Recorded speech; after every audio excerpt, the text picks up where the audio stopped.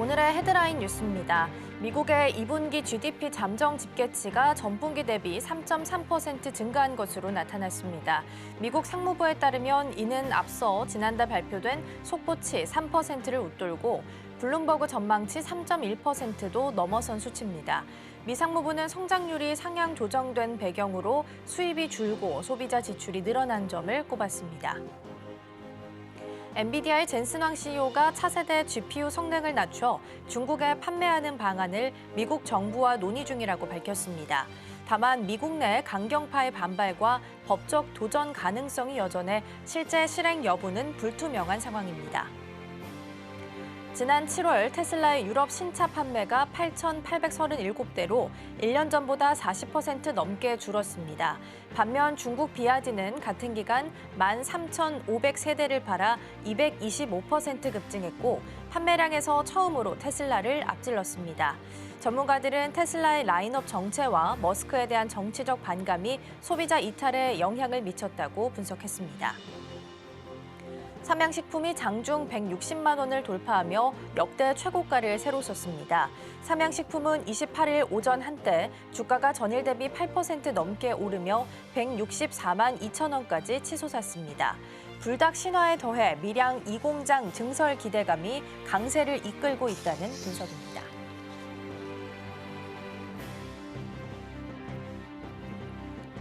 시청자 여러분 안녕하세요. 여러분의 성공 투자를 응원합니다. 출발 증시와이드 2부 시작합니다. 진행의 이가은입니다.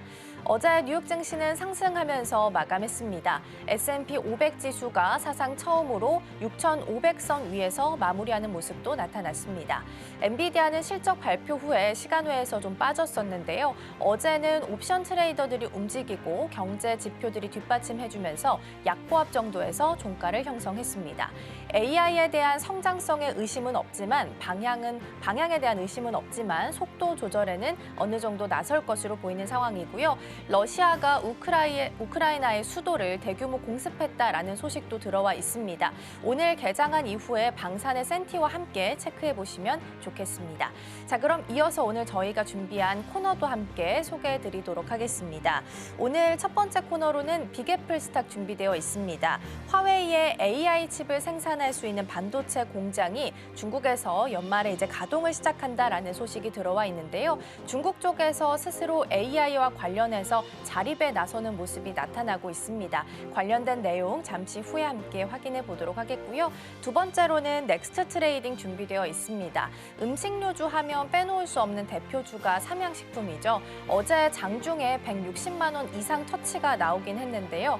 대표적인 종목이긴 하지만 퍼가 지금 40배 이상까지 올라와서 고밸류에 대한 부담은 있는 상황입니다. 애프터마켓에서의 움직임도 잠시 후에 함께 확인해 보시죠. 자, 그럼 출발 증시와이드 2부 본격적으로 시작해 보도록 하겠습니다.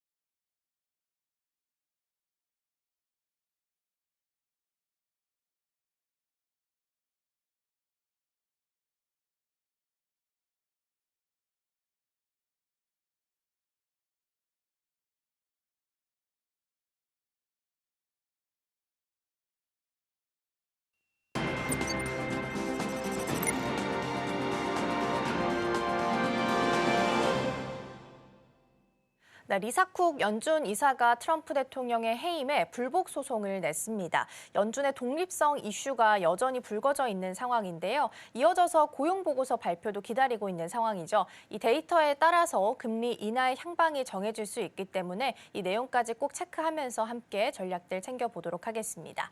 자, 오늘 도움 말씀에는 서울경제TV 윤경철 본부장 자리해 주셨습니다. 본부장님 어서 오세요. 네, 안녕하십니까. 네, 오늘도 5가지 경제 키워드 준비되어 있고요. 첫 번째 키워드부터 화면을 통해서 함께 만나보시죠. 오늘의 첫 번째 키워드입니다. 엔비디아 낙관 대 기대입니다. 엔비디아가 이제 실적 발표를 하고 나서 시간 외에서는 좀 빠졌지만 어제 정규장에서는 다시 상승폭을 좀 키워가는 모습도 나타났었고요. 다만 이제 종가상으로는 약보합 정도에서 마무리를 했었습니다. 어제 전반적인 뉴욕 증시의 상황 먼저 점검해 주시죠.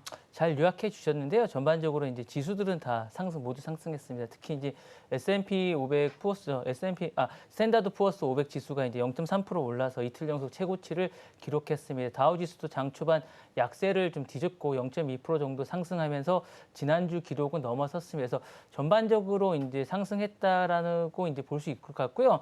미국의 경기가 이제 회복력을 갖고 있다라는 생각이 좀 듭니다. 전반적으로 그런 생각이 좀 들고 나스닥 지수도 0.5% 올랐지만 2주 전에 세운 기록에는 다소 못 미쳤습니다. 스탠더드 푸어스 500 지수만 이제 연속 이제 최고치를 기록했다 말씀드리고 싶은데 어쨌거나 그럼 이 장세를 이끌어가는 건 뭐냐라고 보시면 이제 기술주와 통신 서비스가 업종이 주도를 했습니다.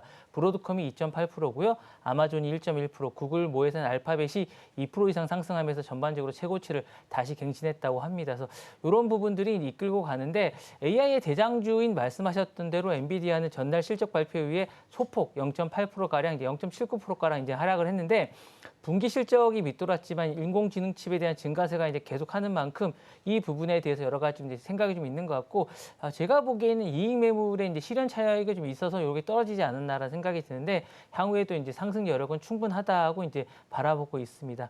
다만 이제 소매업종에 대해서는 어제 이제 주식시장에서 이제 약간 엇갈렸습니다. 희비가 엇갈렸는데 베스트바이는 어쨌든 상당히 좋은 실적이 2분기에 나왔음에도 불구하고 관세 우려 때문에 3.7% 정도 떨어졌고요. 피터스라고 있습니다. 이 제품에 대해서 이 회사에 대해서는 10% 이상 급락했습니다. 반면 이제 벌링턴 스토어즈라고 이 부분은 기대 이상의 실적에 힘입어서 5% 이상 상승했다고 말씀드리고 싶은데 이건 어쨌든 관세나 어쨌든 현지 미국의 어떤 상황에 따라서 이제 왔다 갔다 하는 약간 그런 추세를 보이고 있는데 무엇보다 이제 어제 발표 중에 약간 좀 주목해 보셔야 될 건 미국 노동부의 발표입니다. 신규 어떤 실업수당 청구 건수가 감소했다고 발표를 했거든요. 그래서 고용 둔화 속에서도 기업들이 인력을 유지하고 있다. 그만큼 어쨌든 경기가 좋아질 것이라고 생각하고 수요가 있을 것을 생각하기 때문에 이렇게 유지하는 게 아닌가라는 생각이 들고 이 지표는 상당히 미국 경기에 대한 좋은 전망이라고 생각을 하고 있고요. 상무부 역시 관세 정책이 이제 잘 통하고 있다라는 지표를 내놨습니다. 2분기 국내 생산 GDP와 연율이 3.3% 성장했다고 밝혔습니다. 무역 어쨌든 갈등의 여파로 1분기가 다소 위축된 이런 모습에서 반등하는 모습을 보여주고 있어서 이런 것들이 모든 지표가 이제 미국의 경제 회복력을 보여주고 있다라고 말씀드릴 수 있을 것 같습니다. 다만 리사쿡 위원을 말씀하셨는데 고용 부진에 따른 미 연준이 다음 달 이제 기준금리를 인하할 가능성이 커지고 있는데 이 여부가 이제 쟁점이 아닐까라는 생각이 들고요. 이거에 따라서 이제 향후에 좀 더 이제 여력을 가지느냐 아니면 다시 이제 가라앉느냐가 이제 되지 않을까라는 생각이 좀 듭니다. 네. 네, 전반적인 뉴욕 증시 상황 먼저 점검을 좀 해봤고요. 어제는 사실 하드웨어단보다는 소프트웨어단이 주목을 좀 받는 하루긴 했습니다. 뉴욕 증시에서 퓨어 스토리지가 메타랑 파트너십을 체결한다. 그리고 호실적과 가이던스를 좋게 내놓게 되면서 AI 소프트웨어 관련주들의 흐름이 괜찮았습니다. 어제 스노우플레이크가 한 20%대 성장이 있었고요. 크라우드 스트라이크 같은 경우도 4.6%대 상승률을 기록을 했습니다. 자, 그럼 이런 시장 속에서는 역시나 AI 소프트웨어 하드웨어 중에 어느 쪽에 좀 주목을 해야 될까요? 그 이제 공격 투자 성향에 따라 좀 달라질 것 같아요. 약간 이제 공격적인 걸 원하시면 엔비디아가 이제 핵심 키워드 떠오르지 않을까 생각이 드는데요. 최근 발표된 매출이나 실적을 보시면 연초 대비해서 뭐 120, 30불 정도까지 많이 떨어졌던 요 주식이 최근에 어쨌든 180불대로 이제 올라왔습니다. 그렇게 보면 어쨌든 상당히 많이 상승했다고 하고 있고, 물론 그 안에 상당한 많은 변동이 있었기 때문에 이런 것들을 약간 즐기시는 분이다, 투자 성향이 있으시는 분이라고 생각하시면 이런 것들 높은 밸류에이션과 중국 리스크 부담을 모두 이제 자신이 있다고 생각하시는 분들은 이런 부분에 투자를 하시면 좋을 것 같은 생각이 듭니다. 그래서 엔비디아는 여전히 AI의 투자 확대의 가장 큰 수혜주가 아닐까라는 생각이 들고요. 다만 여러분들도 뭔가를 할 때 이제 이 서포트하는 분야가 더 효과적이라고 이야기할 수 있을 것 같아요. 그러니까 아마 그런 AI에 서포트하는 부분, 안정적인 성장을 원하시는 분이라면 아마 알파벳이나 아마존을 좀 추천드리고 싶습니다. 왜냐하면 이 부분은 어쨌든 클라우드와 플랫폼 섹터이기 때문에 이 부분에서 상당한 실적을 내고 있고 어제 그 모습을 보여줬다고 할 수 있을 것 같아요. 그래서 두 회사 모두 이제 데이터 센터를 확대하면서 생성형 AI를 강화하고 있기 때문에 아마존의 AWS가 구글은 어쨌든 이 부분에 대해서 자신의 구글 어쨌든 클라우드를 갖고 있으면서 AI 수요를 직접적으로 연결하고 있고 자체 칩도 향후에 개발하기 때문에 많은 어떤 수요가 있지 않을까라는 생각이 듭니다. 말씀하셨던 대로 새롭게 이제 떠오르는 종목도 있는데요. 뭐 스노우플레이크가 이런 부분인데 아마 AI 데이터 수요나 이런 부분 때문에 급등한 게 아닌가라는 생각이 들고 연간 매출 전망도 요에 따라서 이제 조정이 됐으면서 분석가들은 클라우드와 AI 흐름 속에서 차세대 성장률을 이제 꼽고 있으면서 정리를 좀 하자면 고밸류를 감수하고 AI 성장에 어쨌든 베팅을 한다면 엔비디아에 만약에 안정성과 AI의 확장을 원한다면 알파벳과 아마존 같은 이런 주에 좀 하면 좋을 것 같고요. 단기 성장을 모멘텀을 노린다면 어제 같은 경우에 이제 스노우블레이크 같은 것들을 좀 주목해 보시면 좋지 않을까라는 생각이 듭니다. 네, 그렇다면 AI에 대해서는 투자 성향에 따라서 주목하는 섹터가 달라질 수 있겠다라는 부분으로 정리를 해보도록 하겠습니다. 자, 그럼 이어서 두 번째 주제 함께 확인해 보시죠. 네, 오늘의 두 번째 주제입니다. 한국 교실 스마트폰 금지입니다. 뉴욕타임스 보도에 따르면요, 이제 대한민국 초중학교 수업 시간 동안 휴대전화와 스마트 기기를 사용하는 걸 금지하는 법안이 국회를 통과했다고 합니다. 어떤 내용인지 뉴스 먼저 확인해 볼까요? 이게 이제 우리나라에 보도되는 것보다 외신에 너무 크게 보도가 했어요. 사실은 이게 저도 깜짝 놀랐습니다. 사실 이거를 이제 우리나라 뉴스를 보고 안 게 아니라 저는 이제 뉴욕타임즈나 뭐 BBC나 이런 내용들을 보고 알았는데 상당히 해외에서는 더 우리나라보다 주목하고 있습니다. 이 법안에 대해서 주목하고 있고 이 법안이 미칠 가능성에 대해서 그리고 어떻게 미칠지에 대해서 상당히 주목하고 있는데 일단은 내년 2026년 봄 학기부터 시행될 예정입니다. 학습 능력을 집중력을 높이고 디지털 중독을 이제 방지하기 위한 것이고요. 이 부분에 대해서 이제 수업 시간에 휴대전화와 스마트 기기를 원칙적으로 금지가 된다라고 할 수 있을 것 같습니다. 이게 뭐 어떻게 향후에 이제 나올지는 잘 모르겠지만 다만 긴급 상황이나 교육 목적이라든가 장애 학생들의 보조 학습 경우에는 예외로 이제 학급장이 이제 인정을 해주는 걸로 이제 하기로 했다는데 이번 법안은 어쨌든 27일 국회에서 여야의 초당적인 지지를 받아서 통과됐다고 합니다. 전체 의원 163명이 참여한 가운데 115명의 찬성표를 던졌고요. 교육당국은 이제 청소년들의 어쨌든 스마트폰 가몰이라든가 집중도 저하라든가 어쨌든 정서적 불안을 초래한다고 보고 제도적 장치가 마련된다고 이제 강조를 했습니다. 실제 조사에서도 보면 초중고등학생들의 이제 37% 이상이 SNS 일상에서 어쨌든 영향을 준다고 답했고 22%가 개정 시 차단을 불안감을 느낀다고 하고 있습니다.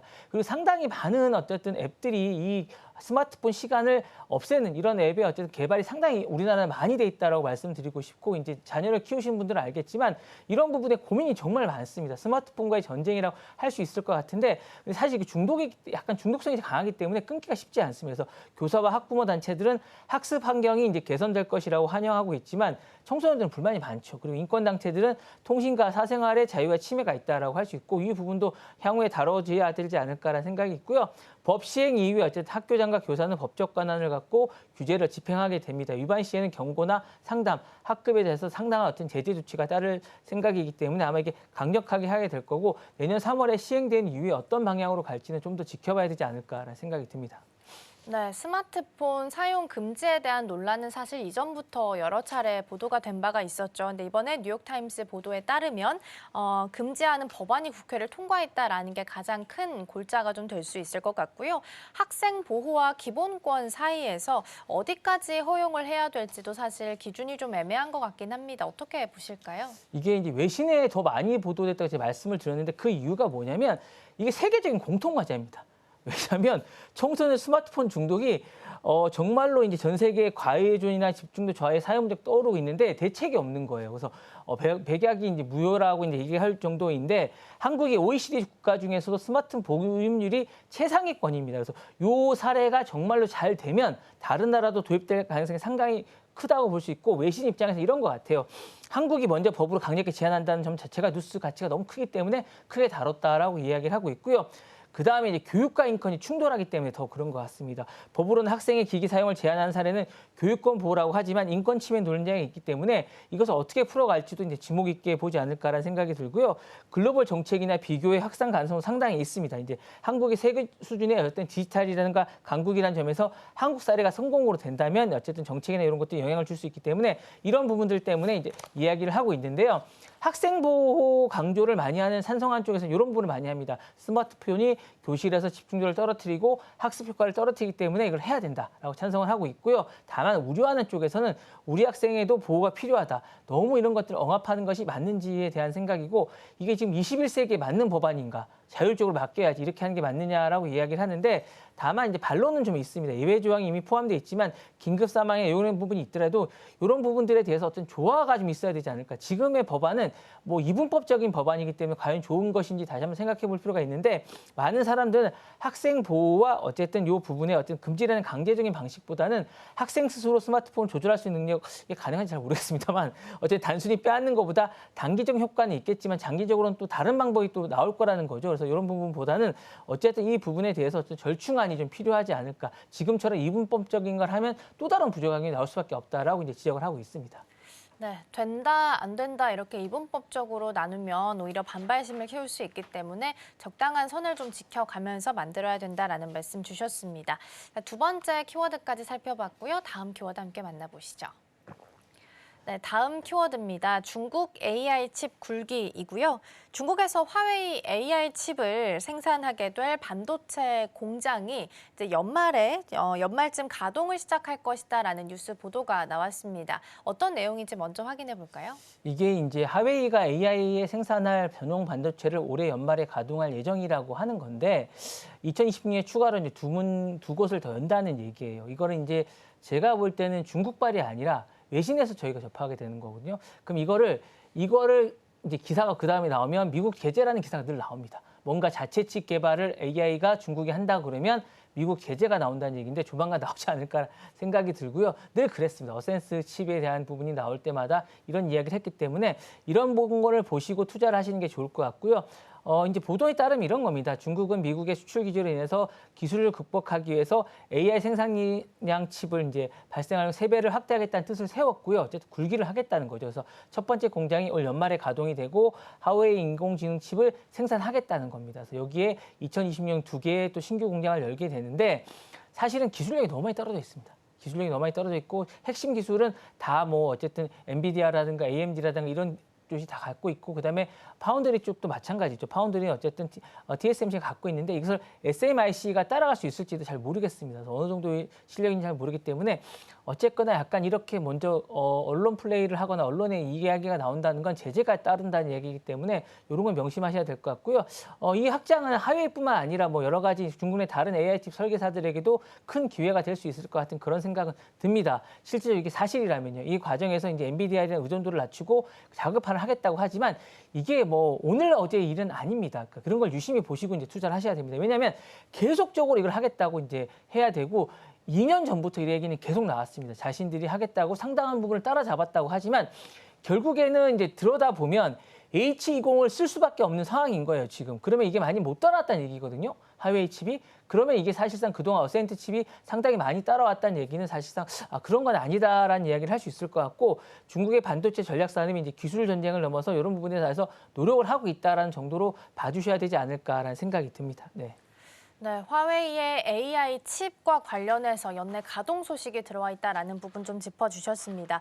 반도체 시장 안에서 중국 쪽에서도 H20을 제외하고 자립할 수 있는 방법을 고안하기 위해서 열심히 좀 노력을 하고 있는 것 같긴 한데요. 이렇게 가동하게 된다면 한국과 일본 같은 다른 아시아 국가들한테는 어떤 영향을 좀 주게 될까요? 파장은 예상이 되고 있을 것 같아요. 이제 한국의 삼성전자라든가 SK 하이닉스는 기회 요인이 될 수 있을 것 같습니다. 어쨌든 하웨이 공장 가동에는 고대역 이 부분이 크게 이제 늘어나기 때문에 그러는 거고요. 이걸 우리가 이제 해주면 훨씬 좋겠죠. 그럼 이런 수요들에 대해서 우리가 해줄 수 있다라는 생각이 드는데 다만 이 부분에 대해서 미국의 제재가 있지 않을까라는 생각이 들어서 실제로 이제 이어질지는 좀 더 지켜봐야 될 거예요. 그래서 제가 제재 부분도 꼭 보시라고 말씀을 드리는 겁니다. 단순히 이걸 뭐 긍정적으로만 바라볼 수 있는 게 아니라 우리가 어쨌든 우방국으로서 이 부분에 대해서 어쨌든 영향을 받기 때문에 어쨌든 이 부분이 있지 않을까라는 생각도 일본도 마찬가지입니다. 소재와 이제 단기적으로 수출 확대가 기대가 되지만 장기적으로는 다른 그림이 그려질 수도 있습니다. 아까 제재가 가해졌다는 부분도 좀 있기 때문에 이런 부분이 있고요. 중국이 부품과 장비를 자급화가 가게 됐다면 향후에는 우리도 이제 낙동강을 오지할 신세가 될 수 있다라는 점을 말씀드리고 싶고, 한국과 일본 경우 모두 시장이 줄어들 수밖에 없다라는 생각, 그리고 일본과 이런 부분들이 대중 규제에 미국이 동참한다면 참여할 수밖에 때문에 실질적으로 이익을 가져가는 건 크지 않을 것이다라는 생각이 좀 듭니다. 그래서 정리를 하자면 이 부분에 대해서 한국과 일본은 기회와 위협이 동시에 존재하기 때문에 이런 부분들을 잘 알고 계시면서 우리 투자자들도 해야 되지 않을까라는 생각이 듭니다. 네. 네, 어제 중국 쪽 관련해서 상장으로 좀 되어 있는 국내에 상장되어 있는 중국 관련 기업들, 특히나 반도체 기업들이 강세를 보였습니다. 어제 이제 살짝 언급해드렸던 캠브리콘과 관련한 이슈가 좀 붙어 있는 상황인데요. 캠브리콘이 매출이 지난해 대비해서 4,000% 넘게 성장했다라는 소식이 좀 들어와 있습니다. 그만큼 중국 쪽에서도 AI 자립을 위해서 열심히 좀 고군분투하고 있다라는 부분을 확인할 수 있지 않을까 싶습니다. 세 번째 키워드까지 함께 살펴봤고요. 다음 키워드 함께 만나보시죠. 네, 다음 네 번째 키워드입니다. TSMC 산업 스파이 14년형이고요. 이 산업 기밀 유출 사건이 다시 한번 좀 불거진 모양새입니다. TSMC의 영업 비밀을 빼내서 일본에 있는 도쿄 일렉트론을 도우려고 했던 혐의의 직원 3명이 지금 기소된 것으로 확인되고 있는데요. 어떤 내용일까요? 사실 저는 이 기간에 기소를 했다는 10년 넘게 기소했다는 게 깜짝 놀랐는데, 우리나라의 산업 스파이와 관련된 것과 비교해 보면 얼마 전에 삼성전자 이야기도 있었는데 중국을 빼돌려 했던 이런 거에 비하면 상당히 좀 강력하다고 할 수 있을 것 같고, 우리나라도 이런 건 좀 배워야 되지 않을까라는 생각이 좀 듭니다. 그래서 이 부분에서 대만 검찰이 전직 TSMC 직원과 그와 연계된 3명을 기소했는데, 이 부분이 2나노 공정 기술입니다. 이게 어디로 가려고 했던 건지에 대해서는 어쨌든 추측이긴 하지만 도쿄 일렉트론이 연루됐다는 의혹이 지금 나오고 있는데요. 부분을 빼내서 여기는 이익을 주려한 혐의를 받고 있습니다. 핵심 피고인들은 이런 겁니다. TSMC의 첸시로 퇴사 후에 도쿄 일렉트론에 입사를 해서 어쨌든 과거 동료들의 기술 자금을 돈을 주고 요구했던 것으로 이제 드러나고 있고요. 검찰은 국가안보법과 이제 영업비밀법을 적용해서 첸 씨에게 최대 14년형을 이제 해달라고 이제 요구를 한 거고, 이번 사건이 처음으로 이제 반도체에서 국가보안법이 적용된 사례이기 때문에 단순히 이런 부분이 아니라 이 반도체를 국가산업으로 본다는 거죠. 이제 핵과 비슷하게 보고 있다라고 보시면 될 것 같고, 우리나라도 이렇게 봐야 되지 않을까라는 생각이 들고, 아마 이 법도 약간 개정을 좀 해야 되지 않을까라는 생각이 듭니다. 그래서 이 부분에서 도쿄 일렉트릭은 일단은 조직 차원에서 확인되지 않았다 하면서 이제 이미 관련 직원을 해고했다라고 꼬리 자르기 약간 하는 그런 모습을 좀 보이고 있는데요. 또 이제 사법당국에 협조하겠다라고 이야기를 하고 있습니다. 다만 TSMC는 이것과 무관하게 자신들은 무관용 정책으로 진행하겠다라고 이야기를 했고요. 자사의 전략 지수를 지키기 위해서 강력한 법적 대응과 어쨌든 국가적 소송도 불사하겠다라고 이야기를 하고 있습니다. 그래서 이런 상황에서 이 부분은 이런 것 같아요. 첨단 반도체가 이제 단순한 기업이 아니라 국가 안보가 됐다는 거죠. 핵 다음이 AI 칩이라는 거와 마찬가지로 이런 반도체가 이제는 국가 보안법에 적용이 된다는 것은 우리나라도 배워야 되겠다고 다시 한 번 더 말씀을 드리고, 글로벌 반도체 경쟁이 얼마나 격화되고 있는지를 다시 한 번 더 보여주는 게 아닌가라는 생각이 듭니다. 네. 네, 기밀 유출, 산업 스파이와 관련된 내용 좀 살펴보고 있는 상황입니다. 사실 경쟁사 입장에서는 필요한 정보지만 이게 또 범죄이기 때문에 반드시 좀 제한이 좀 있어야 되는 내용이긴 하겠죠. TSMC 같은 글로벌 기업들은 재발 방지를 위해선 좀 나서야 될 텐데 어떤 부분들을 좀 마련해야 될까요? 일단은 여러 가지가 좀 있을 것 같아요. 재발 방지책을 하겠지만 핵심 기술을 이제 접근을 적용하고 그다음에 사람에 대한 거니까 퇴사 시에 경쟁사 취업을 제한하는 방식을 지금 두고 있습니다. 근데 이게 사실상 무용지물입니다. 그러니까 뭐 일본이라든가 중국 기업이라든가 이런 데서 너무나 많은 돈을 주고 데려가려고 하고 있고요. 그다음에 이제 이런 쪽에 이제 일하는 기술직이라는 게 이직이 작기 때문에 이걸 어떻게 일일이 다 통제할 수가 없습니다. 또 설계 데이터라는 게 워터마크를 삽입하거나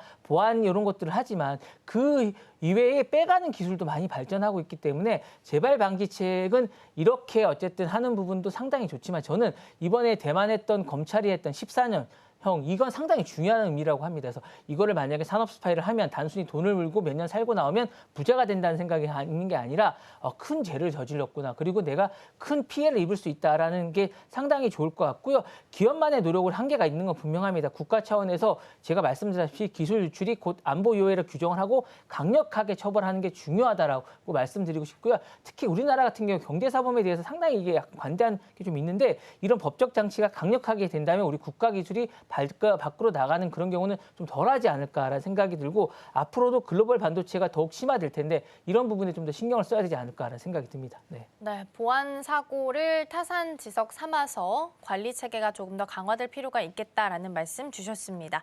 자, 그럼 넘어가서 마지막 키워드 함께 확인해 보시죠. 네, 오늘의 마지막 키워드입니다. 중국 트럼프 통화 도청이고요.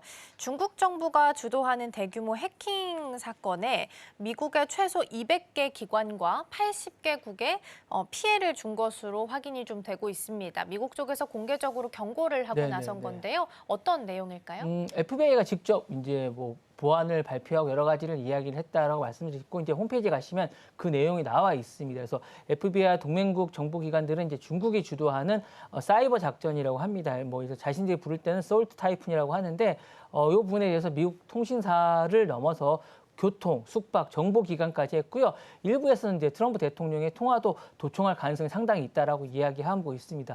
공격자들이 어떤 방식을 썼냐고 하면 어쨌든 이 부분도 백도어입니다. 그래서 네트워크 장비의 취약점을 이용해서 여기 이제 백도어를 심고 통화 기록과 위치 정보, 심지어 법 집행 지침까지 민감한 데이터를 빼냈습니다. 그래서 사실은 이제 대통령 정보까지 빼냈다는 건 상당히 심각한 게 아닌가라는 생각이 들고요. FBI가 6개월 전부터 이제 안전했던 시스템인데 지금은 안전하지 않다라고 이야기를 하고 있습니다. 그래서 이런 부분에 대해서 이제 하고 있습니다. 그래서 이번 조사에는 미국뿐만 아니라 영국, 캐나다, 뉴질랜드 등 이제 파이브 아이즈 동맹국과 함께 핀란드라든가 유럽 국가들도 이제 동참을 하게 됐고요. 중국의 민간 기업 세 곳이 이제 인민해방군과 어쨌든 국가안전부에 지원을 하면서 해킹을 도운 정황이 포착이 됐다라고 합니다. 그래서 이번에 어쨌든 산업사의 차원은 국가 안보를 위협함과 동시에 미국 동맹국에는 지속적인 보안 점검이 필요하다라는 어떤 지침이 나오는 게 그런 시그널을 주는 게 아닌가라는 생각이 듭니다. 네. 네, 일단 보안 사건과 관련한 내용들에 대해서 살펴주셨고요. 트럼프 통화 도청이라는 키워드 마지막 키워드로 살펴보고 있습니다. 자, 그러면 이번에 이렇게 발생한 해킹 사건이 미중 관계나 국제 안보에 있어서는 어떤 영향을 주게 될까요? 긴장을 고조시키기는 분명히 할 것 같아요. 계속 이런 게 나오는 게 썩 이게 뭔지 힘겨루기라기 볼까요? 아니 뭔가 썩 좋지는 않습니다. 미국은 이미 이제 반도체와 통신, 인공지능 분야에서 중국을 견제하고 있습니다. 그러니까 이 분야가 이제 핵 다음에 어쨌든 핵심적인 전략 산업이 국가 안보 산업이라고 보고 있는 것 같습니다. 그래서 이번 해킹도 이런 부분에서 경쟁에서 나온 부산물이라고 할 수 있을 것 같은데요.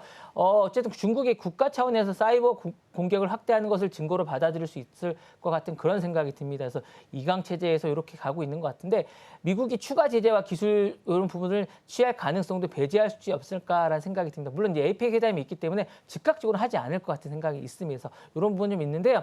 국가안보 구도에도 변화가 좀 예상이 되고 있습니다. 해킹은 이제 산업 스페어를 넘어서 전력망이라든가 통신이나 교통이라든가 이런 걸 위협하고 있고요. 얼마 전에는 병원 자료까지 빼갔다고 합니다. 그래서 이런 부분은 군사적 충돌 없이도 상대국의 안보를 이제 하는 부분이 있기 때문에 우리나라도 남북이 대치되어 있는 상황 아닙니까? 그래서 이런 부분에 예의주시해야 되지 않을까라는 생각이 들고요. 이에 대응해서 이제 다른 부분과 이제 국제적인 협력과 사이버 블록을 하는 좀 더 많은 부분에 투자가 있어야 될 것 같고 국회 차원에서도 법 통과가 좀 되어야 되지 않을까라는 생각이 듭니다. 그래서 이런 걸 타산지적 삼아서 이번 사건으로 미중 갈등이 어쨌든 계속 넘어서 사이버 영역까지 어쨌든 갈등이 확산되고 있는데 우리나라도 이 부분에 대한 대책이 마련돼야 할 것 같은 그런 생각이 듭니다. 네, 이번 해킹 사태가 사이버까지 확산되고 있는 상황이기 때문에 법과 같은 제도와도 뒷받침이 같이 돼줘야 된다라는 말씀 주신 것 같습니다. 자, 오늘도 5가지 경제 키워드 잘 살펴봤고요. 본부장님과는 여기서 인사 나누도록 하겠습니다. 오늘 말씀 고맙습니다. 감사합니다.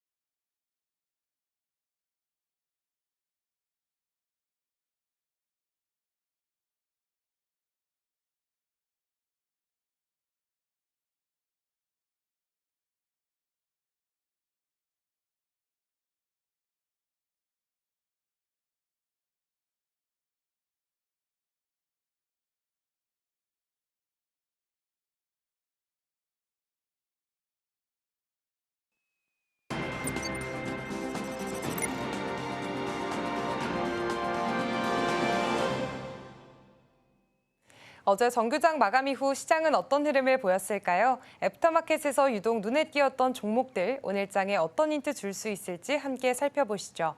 먼저 상승률 상위 종목부터 살펴보겠습니다. MSC가 29.92% 상한가 직행하면서 상승률 1위 차지했고요. 현대바이오 28.57% 올랐습니다. 현대입스 16%, 코오롱 14% 올랐고요. STX 엔진까지 11%대 오름세 시현했습니다. 다음으로는 하락률 상위도 살펴보겠습니다. LNF가 12.7% 떨어졌습니다. 로보티즈도 10% 넘게 빠지는 모습이었고요. 스피어 8%, 디어유 7%, HD현대 미포까지 6.48% 떨어지는 흐름을 보였습니다. 애프터마켓에서 투자자들의 시선이 향했던 종목들, 그 이슈 자세히 살펴보겠습니다. 넥스트 트레이딩 지금 시작합니다.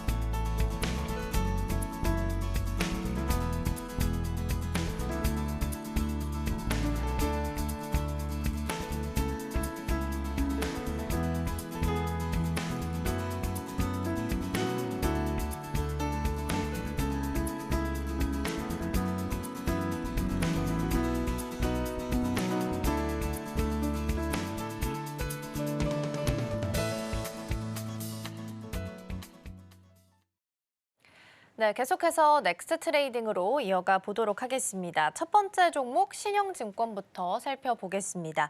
애프터마켓에서 주가가 9% 넘게 올랐고요. 사실 이제 정규장에서 전반적으로 증권주, 은행주 할 것 없이 지주사까지도 흐름이 좀 괜찮았습니다. 자세한 상승 배경부터 먼저 짚어주시죠. 네, 일단 신영증권의 상승은 크게 두 가지 요인을 꼽아볼 수 있겠습니다. 먼저 미국 중앙은행의 금리 인하 기대감이 좀 많이 반영이 됐는데요. 최근 잭슨홀 미팅에서 파월 의장이 실업률과 지표들이 안정적이라고 언급을 하면서 9월 금리 인하 가능성에 대해서 시장에 힘을 실어줬습니다. 금리가 내려간다면 은행 예금이나 채권보다 주식 같은 위험 자산으로 자금이 이동할 가능성이 커집니다. 특히나 증권주는 고객 자금이 주식시장으로 유입될 때 직접적인 수혜를 보는 업종이기도 한데요. 또 증권사들이 보유한 채권 가치도 높아지기 때문에 금리 인하는 증권사의 실적과 주가에 긍정적으로 작용하는 재료가 됩니다. 또 두 번째 요인으로는 정치권에서 논의 중인 자사주 소각 의무화 법안입니다. 더불어민주당이 9월 정기국회에서 관련 법안을 입법하겠다라고 밝히면서 자사주를 많이 보유한 증권사들이 수혜주로 주목을 받고 있습니다. 특히나 신영증권은 전체 발행 주식의 절반이 넘는 무려 53% 이상을 자사주로 갖고 있는데요. 만약 법안이 통과돼서 자사주 소각이 의무화된다면 주식 수가 줄어들고 그만큼 주주 가치가 높아질 수 있다는 기대가 반영이 됐습니다. 그래서 어제장에서는 시장에서 가장 대표적인 수혜주로 꼽히게 되면서 주가가 크게 반등을 했습니다. 네, 금리 인하에 대한 기대감도 있었고 추가적으로 가장 중요한 건 사실 이거였습니다. 자사주 소각 의무화에 대한 내용들이 다시 한번 언급이 좀 되게 되면서 증권주 안에서도 자사주 비중이 높은 종목들 위주로 해서 주목을 좀 받을 수밖에 없었습니다.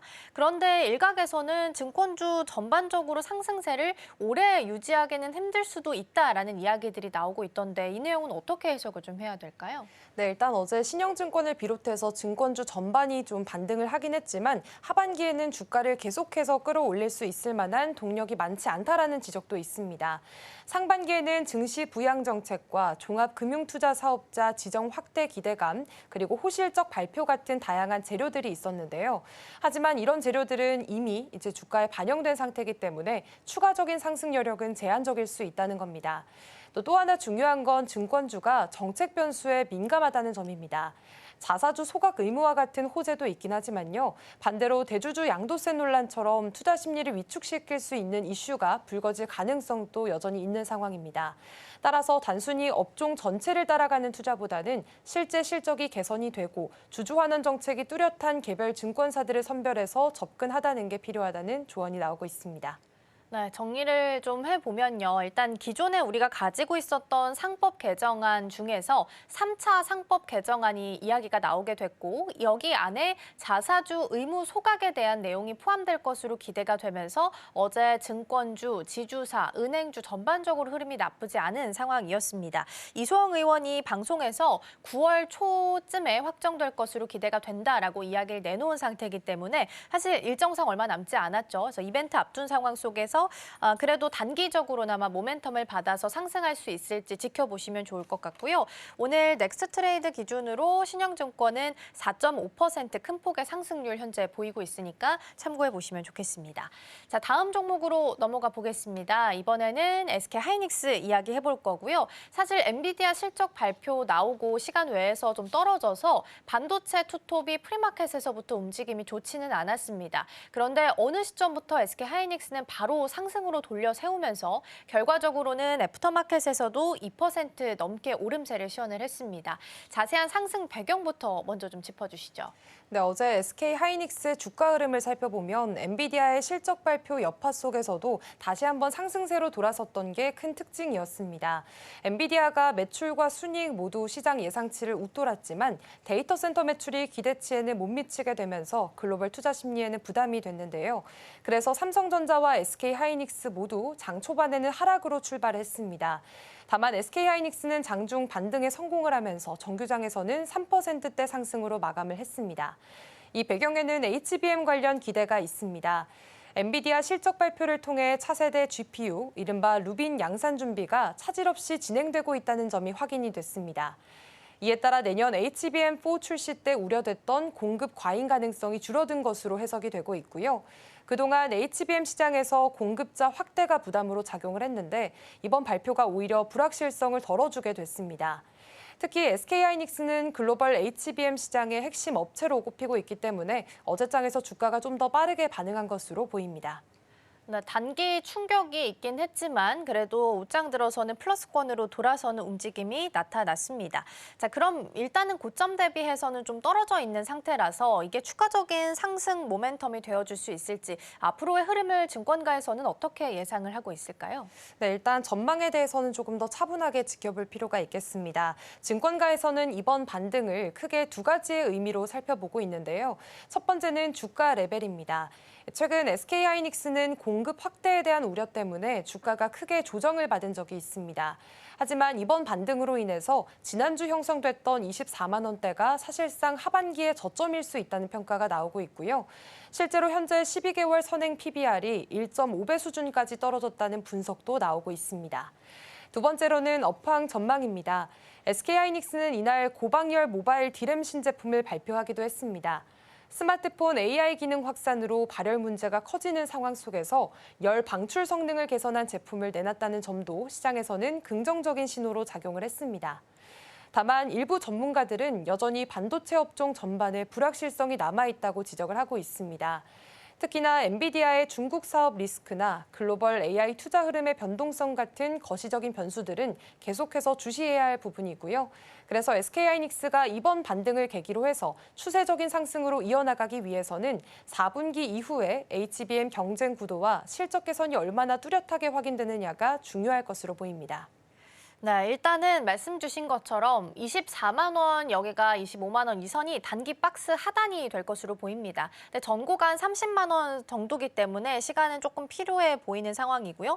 박스권 안에서 일단 일정 기간 동안 움직임이 나타날 것으로 예상이 좀 되고 있고 그래도 다행인 부분을 찾아보면 수급상 어제 SK하이닉스가 외국인과 기관 모두 다 들어온 것으로 확인이 좀 되고 있는 상황입니다. 다시 한번 외국인 투자자들이 좀 긍정적인 점수를 주고 있다라는 부분에서 평가를 좀 좋게 해줄 수 있을 것 같고요. 반대로 삼성전자는 외국인과 기관이 모두 나간 것으로 확인되고 있습니다. 다만 오늘 프리마켓에서는 0.37% 정도 하락세 하이닉스가 나타나고 있고요. 삼성전자 쪽도 함께 좀 살펴보면요. 프리마켓에서는 반대로 0.86% 오름세 나타나고 있습니다. 자, 반도체까지 살펴봤고요. 다음으로는 삼양식품 이야기도 해봐야겠습니다. 언제 이 가격까지 올라왔는지 모르겠습니다. 못하겠어요. 160만 원 선 넘어서서 장중에 164만 원까지 터치가 나온 상태거든요. 주가도 애프터마켓에서 추가적으로 좀 오른 상태라서요. 자세한 상승 배경부터 먼저 좀 살펴볼까요? 네, 일단 삼양식품은 밀양 제2공장 가동에 대한 기대감과 또 글로벌 사업 확장이 동시에 주목을 받았던 하루였습니다. 우선 밀양 2공장이 오는 9월 말이면 최대 생산 능력에 도달할 거라는 소식에 투자자들의 기대감을 키웠습니다. 연간 8억 3천만 개까지 생산을 할 수 있어서 미국과 유럽, 중국을 넘어서서 이제는 아시아 전역으로 수출 물량을 안정적으로 공급할 수 있다는 점이 부각이 됐고요. 이미 지난달에는 중국 현지 신공장을 착공하면서 장기적인 성장 스토리까지 이어나가고 있는 상황입니다. 또 하나는 글로벌 외식 프랜차이즈와의 협업 소식이 있었습니다. 어제 단독 보도로 전해지기도 했었는데요. 필리핀 최대 브랜드인 졸리비와 불닭 소스 공급 계약을 조율 중이라는 소식이 전해졌습니다. 졸리비의 경우에는 전 세계 1,700개 매장을 운영하는 기업인데 이곳 메뉴에 삼양 불닭 소스가 활용이 된다면 브랜드 영향력이 크게 확대될 수밖에 없습니다. 이미 판다 익스프레스처럼 글로벌 식품 기업들과 협업한 전례가 있기 때문에 불닭 소스가 라면을 넘어서서 이제는 또 하나의 글로벌 K소스로 자리 잡을 수 있다는 기대감이 반영이 됐고요. 이런 요인들이 함께 겹치면서 어제 단숨에 160만 원 선을 돌파하고 52주 신고가를 새로 쓰게 됐습니다. 네, 불닭볶음면의 신화가 진짜 무섭긴 하네요. 외국에서는 특히나 이제 국물이 있는 요리들이 많지 않아서 이런 볶음면이 더 인기를 얻고 있다고 하고요. 그중에 가장 대표적인 제품으로 불닭볶음면이 사랑을 좀 받고 있는 것 같습니다. 일단 생산 캐파 능력이 확대됐다라는 부분이 주가 상승의 가장 주된 요인으로 어제는 작용을 좀 하게 됐는데 사실 주가가 워낙 많이 올라 있다 보니까 앞으로의 흐름이 가장 중요할 것 같아요. 증권가에서는 어떻게 예상을 좀 하고 있을까요? 네, 증권가 전망을 살펴보면 아직까지도 긍정적인 평가가 많은 상황입니다. 최근 2분기 실적은 시장 기대치를 살짝 밑돌긴 했지만 증권가에서는 오히려 매수 기회라는 평가를 내놓고 있습니다. 일회성 요인 때문에 아쉬움이 있었을 뿐 펀더멘털에는 변화가 없다는 판단이고요. 키움증권은 목표가를 185만 원까지 올렸고 하나투자증권은 190만 원을 제시하기도 했습니다. 특히나 외국인 수급이 다시 한번 유입된 것도 의미가 있습니다. 이달 들어서 매도세를 보였던 외국인이 이날 260억 원 가까이 순매수하면서 주가 상승을 이끌었고요. 외국인 보유 비중은 18% 수준인데 이제 앞으로 글로벌 시장 확대에 대한 기대감이 더 커지게 된다면 수급에도 탄력이 붙을 수 있다는 분석이 나오고 있습니다. 물론 아직까지는 관세 부담이나 고정비 증가 같은 부담 요인도 있지만 밀양 2공장의 안정화와 또 연말 소비 시즌 효과 그리고 중국과 미국 등 글로벌 시장에서의 판매 확대가 맞물리면서 하반기에도 실적 성장세는 이어질 거라는 전망이 우세합니다. 네, 참 대단한 종목이네요. 삼양식품 수급을 들여다 좀 보고 있는데 지금 기관 쪽에서 9거래일 연속 들어오고 있는 상황이고요. 어제 기준으로는 외국인도 같이 좀 들어와 준 것으로 확인이 되고 있습니다. 모건 스탠리랑 맥쿼리가 매수 상위 창구에 현재 이름을 좀 올리고 있는 상황이기도 하네요. 넥스트 트레이드 기준으로 봤을 때 삼양식품은 지금 2%대 넘게 상승불 켜져 있고요. 162만 9천 원 선에서 가격 움직임 나타나고 있습니다. 자, 다음으로는 하락한 종목들도 하나씩 좀 살펴보도록 하겠습니다. 첫 번째로는 LNF부터 볼 텐데요. 2차 전지 바닥 찍고 올라오는 거 아니냐라고 기대하셨던 분들한테는 사실 너무 슬픈 소식일 것 같아요. 지금 어제도 주가가 12% 넘게 떨어졌거든요. 자세한 하락 배경부터 먼저 짚어주시죠. 네, 어제 LNF가 급락했던 배경에는 크게 두 가지 요인을 좀 꼽아볼 수 있을 것 같습니다. 첫 번째는 바로 3천억 원 규모의 신주인수권 부사채, 흔히 BW라고 부르는 채권 청약을 앞두고 있다는 점인데요. 이 BW는 일정 시점 이후에 정해진 가격의 주식으로 바꿀 수 있는 권리가 붙은 채권을 말합니다. 투자자 입장에서는 낮은 가격의 주식을 확보할 수가 있기 때문에 미리 시장에서 주가를 눌러두려는 해지 수요가 몰리게 되면서 어제 주가가 좀 크게 밀렸습니다. 또 두 번째로는 재무 건전성에 대한 우려도 갖고 있습니다. 최근 LNF의 부채 비율이 460%를 넘어섰다는 지적이 있었는데요. 사실 지난해 말까지만 해도 280%대였던 부채 비율이 불과 반년 만에 170%포인트 넘게 치솟았습니다. 여기에다가 상반기에만 2,200억 원이 넘는 순손실을 기록하면서 자본 규모 자체가 줄어든 점도 부담으로 함께 작용을 했습니다.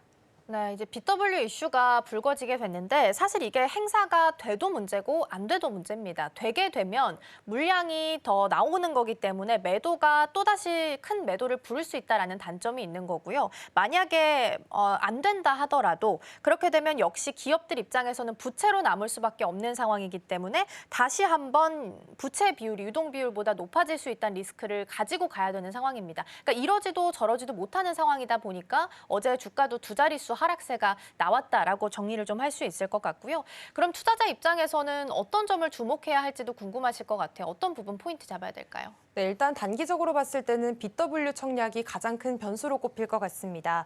9월 초에는 기존 주주 청약과 일반 공모가 이어지기 때문에 그 전까지는 매물이 계속 나오게 되면서 주가 변동성이 클 수가 있습니다. 또 중장기적으로 봤을 때는 LNF가 추진 중인 LFP 양극재 공장이 핵심인데요. 총 3천억 원을 투자해서 2027년까지는 최대 6만 톤 규모를 완공할 계획입니다. 전기차 수요 확대에 대응할 수 있다는 점은 긍정적으로 볼 수가 있겠지만 문제는 투자 과정에서 손실이 이어지고 있고 부채가 더 빠르게 늘고 있다는 점입니다. 회사 측 입장은 3분기에는 영업이익 흑자 전환이 가능하다라고 밝히고 있습니다. 하지만 시장은 단순한 기대감보다는 실제로 실적이 얼마나 개선이 되는지 또 재무 안정성이 얼마나 회복되는지를 우선적으로 확인하려는 분위기가 보여지고 있습니다. 그렇죠. 일단은 특히나 문제점을 보면 보통 이런 BW는 3호로 발행을 하는 경우가 많은데 이번엔 공모기 때문에 그러니까 일정 부분 기업에서도 이게 안 팔릴 걸 알고서 공모로 내놨다라는 시각들이 있기 때문에 당분간은 주가를 좀 회복하기는 어려워 보이지 않나 싶습니다. 어제도 외국인 기관 모두 다 나가는 흐름이었고요. 오늘 넥스트 트레이드 기준으로도 2% 정도 밀리면서 움직임 출발하는 것으로 확인이 좀 되고 있으니까 2차 전지 쪽 흐름 좀 체크해 보시면 좋겠고요. 추가적으로 골드만삭스 쪽에서 한국 배터리 그때 랠리 나왔던 거 안도 랠리에 불과하다라는 약간의 네거티브한 코멘트도 있었으니까 흐름 함께 체크해 보시면 좋겠습니다.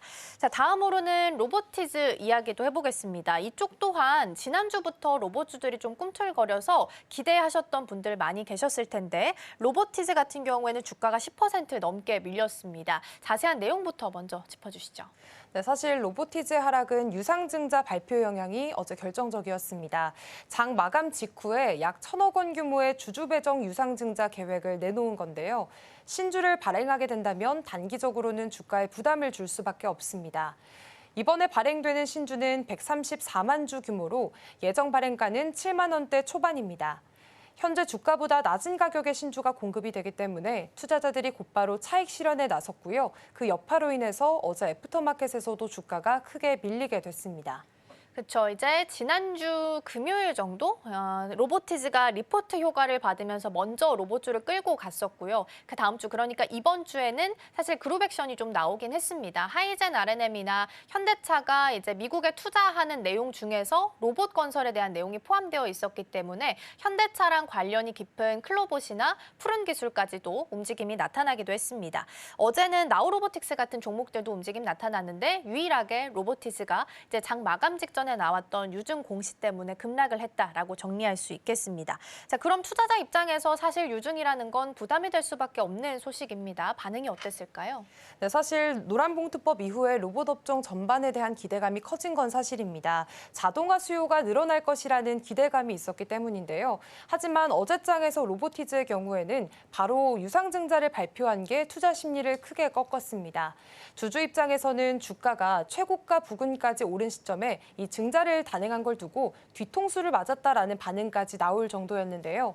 물론 회사 측 입장은 이번 증자가 단순한 자금 조달이 아니라 장기 투자를 위한 전략이라고 강조를 했습니다.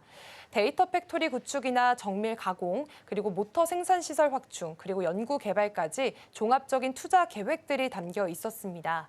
로봇 핵심 부품 내재 화율을 높여서 원가를 절감하고 중국 기업들의 저가 공세에 대응을 하겠다는 건데요.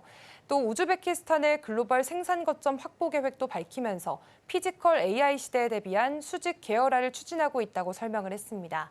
하지만 시장은 이런 설명에도 불구하고 당장의 장밋빛 청사진보다는 단기적인 희석 부담에 더 민감하게 반응한 모습이었습니다. 그렇죠. 이제 갑자기 로봇주가 연초에 가다가 잠깐 오래 좀 쉬는 듯한 분위기가 나타났었는데 다시 움직임을 보이자 그때 유증에 대한 공시가 나온 거다 보니까 투자자 입장에서는 배신감을 느낄 수밖에 없지 않았나 싶습니다. 로보티즈 현재 움직임 넥스트 트레이드 기준으로 보면요. 더 큰 폭으로 하락을 합니다. 지금 7.8%까지 하락하면서 86,300원 선까지 현재 내려와 있는 상황이고요. 수급상 보더라도 지금 외국인과 기관 투자자가 어제 그리고 그제까지도 쌍끌이 매도가 나온 상황이라서 이 부분도 함께 참고해 보시면 좋겠습니다. 자, 넥스트 트레이딩은 오늘 여기서 마치도록 하겠습니다. 김고은 앵커 오늘 말씀 고맙습니다. 고맙습니다.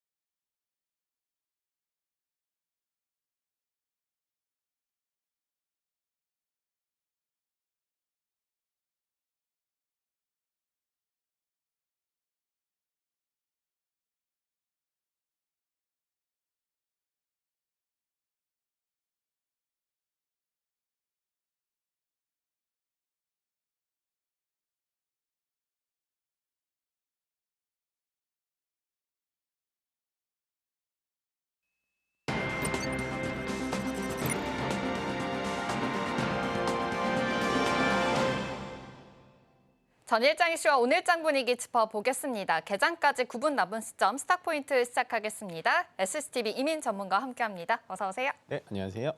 네, 일단 간밤에 있었던 뉴욕 증시 이야기부터 짚어보도록 하겠습니다. 일단 3대 지수는 상승으로 마감했습니다.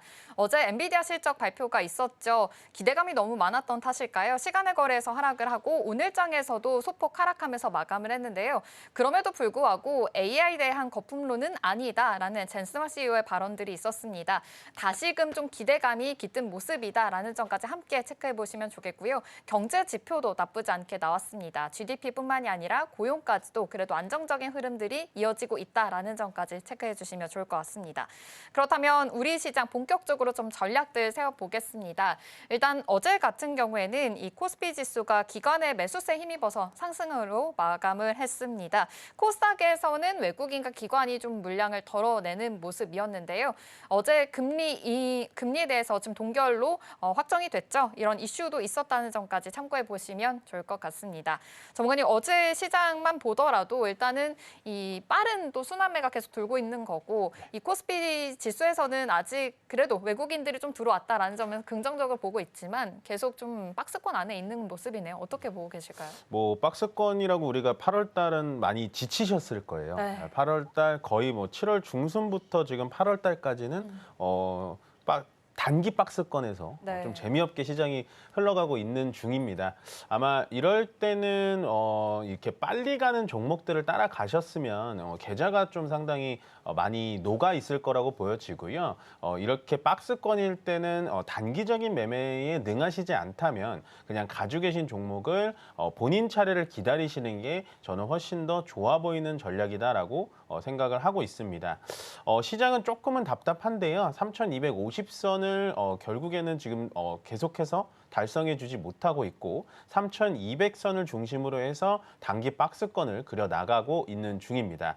다만 어저께 시장에서는요. 상법 개정안이 조금 더 강해지면서 지주사라든지 보험사, 그다음 증권사들이 같이 올라가 주면서 예전 말로 저 PER주라고 하죠. 저퍼주들이 같이 올라가 주면서 전체적으로 시장 분위기가 예전처럼 다시 한번 좀 훈풍이 불어제끼나 라는 분위기로 괜찮은 분위기로 좀 끝났다라고 보여집니다.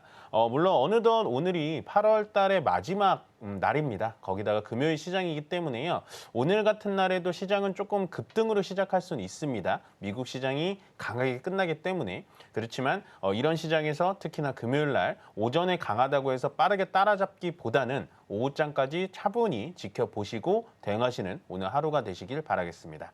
네, 아무래도 뉴욕 증시가 좋은 흐름을 보였고 S&P 500 지수도 사상 최고가로 또 마감을 했죠. 그러다 보니 오늘 우리 증시에서도 좀 훈풍이 불지 않을까라고 분석을 해주셨는데요. 지금 예측가로는 코스피, 코스닥 양시장 모두 상승불 켜면서 출발할 것으로 예측이 되고 있습니다. 그렇다면 이제 가장 먼저 좀 전략들 세워볼 것 중에 하나가 일단 엔비디아 실적이 나왔기 때문에 관련해서 이야기 나눠보겠습니다. 사실 이 AI 버블론 이야기 계속 나오고 있었잖아요. 이 관련해서도 이제 거품이 아닌가? 거품이 꺼지면 어떡하지? 라는 걱정이 있었는데 어제 컨퍼런스 콜에서 그래도 젠슨화 CEO가 좀 이런 론을 잠식시키는 발언을 했습니다. 전문가님께서는 이런 관점들 어떻게 바라보고 계실까요? 일단은 엔비디아에 대해서는 제가 뭐 대표적으로 좀 대변인이라고 할 것 같아요. 네. 실적이 좋게 나왔을 때도 항상 주가가 많이 떨어졌을 때도 괜찮다라고 많이 말씀을 드렸는데 저는 엔비디아 실적을 조금 다른 측면에서 보고 싶습니다. 뭐 지금 시장에서 엔비디아가 떨어지다 보니까 성장률이 둔화가 됐다. 거기다 데이터 센터 매출이 조금 어닝 미스가 났다라는 얘기가 나오는데요. 전체적으로 실적 자체, 매출 덩치 자체가 커졌기 때문에 이제는 전년 대비 아니면 전분기 대비해서 성장률은 당연히 줄어들 수밖에 없습니다. 다만 엔비디아의 실적을 여전히 본다면 여전히 좋은 상태로 계속해서 유지가 되고 있고요. 블랙웰도 현재는 2026년도까지 공급이 꽉 차 있기 때문에 오히려 그 공급을 받으려고 기다리는 고객사들이 훨씬 더 줄을 서고 있다라는 얘기까지 들려오고 있습니다. 그렇기 때문에 AI 거품론을 저는 어저께 젠슨항 CEO가 컨퍼런스 콜에서 확실히 잠재웠다라고 보여지고요.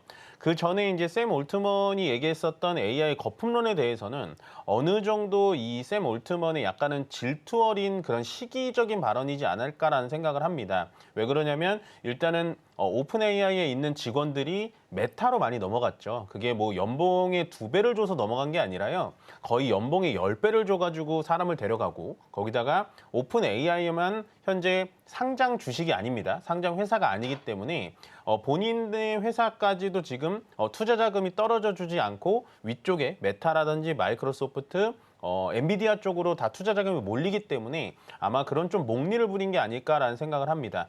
결국에는 AI 거품론을 깨트릴 수 있는 엔비디아의 정말 호실적이라고 보여지기 때문에요.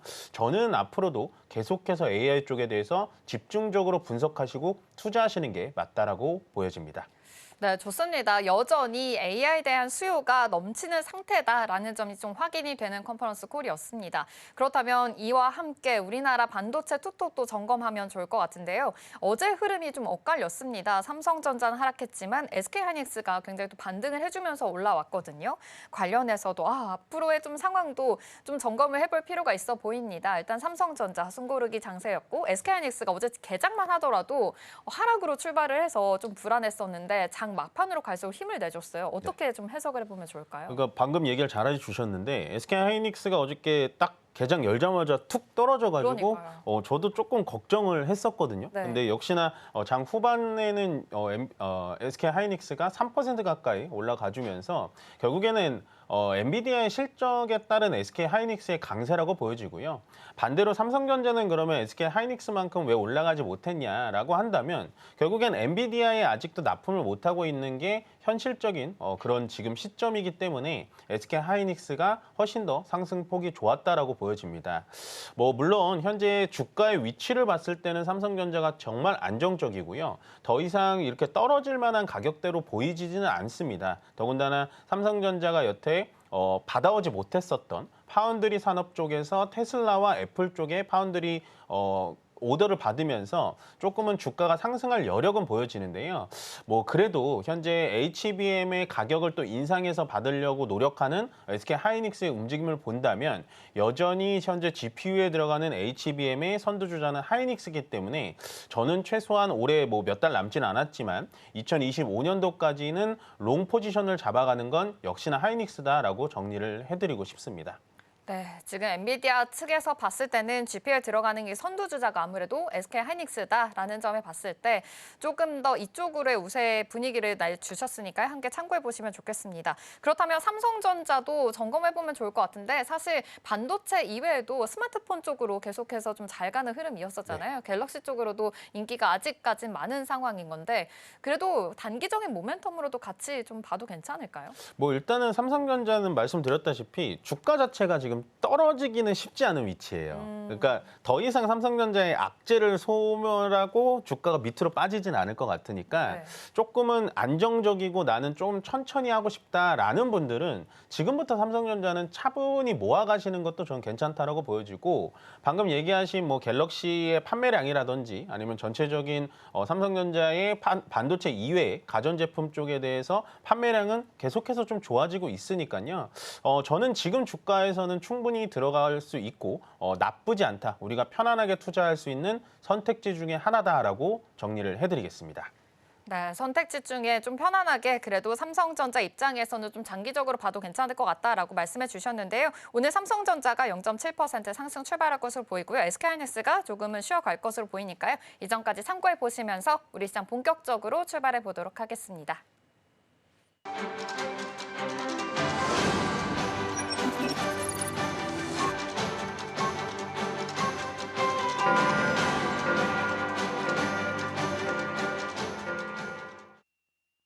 8월 29일 금요일입니다. 오늘 8월의 마지막 날인데요. 일단 간밤에 뉴욕 증시에서는 3대 지수가 상승으로 마감을 했습니다.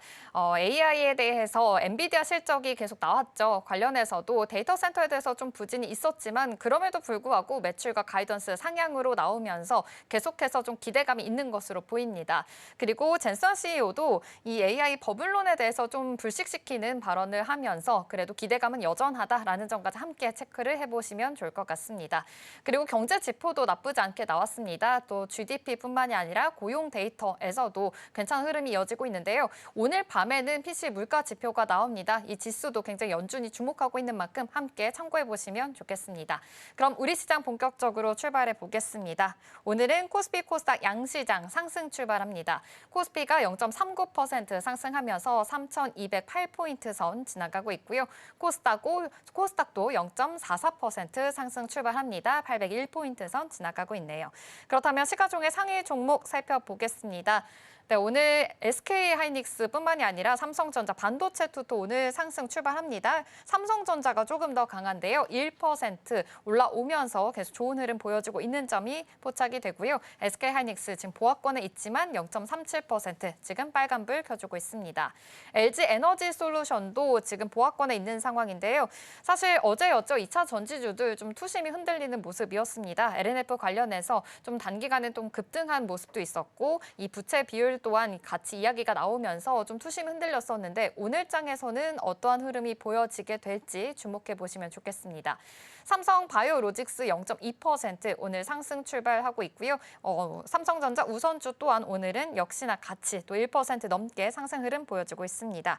이 밖에 현대차라든지 오늘 기아, 완성차 쪽으로도 오늘 상승불 같이 껴주고 있는 모습이고 두산 에너빌리티도 0.3% 오늘 상승 출발합니다. 그럼 이어서 코스닥 시가총액 상위 종목 살펴보겠습니다. 오늘 알테오젠이 굉장히 강합니다. 코스피 상장, 이전 상장에 대해서 계속 기대감이 좀 있는 상황이죠. 오늘 5% 가까운 시세에 분출하고 있으니까요. 함께 체크해 보시면 좋겠고요.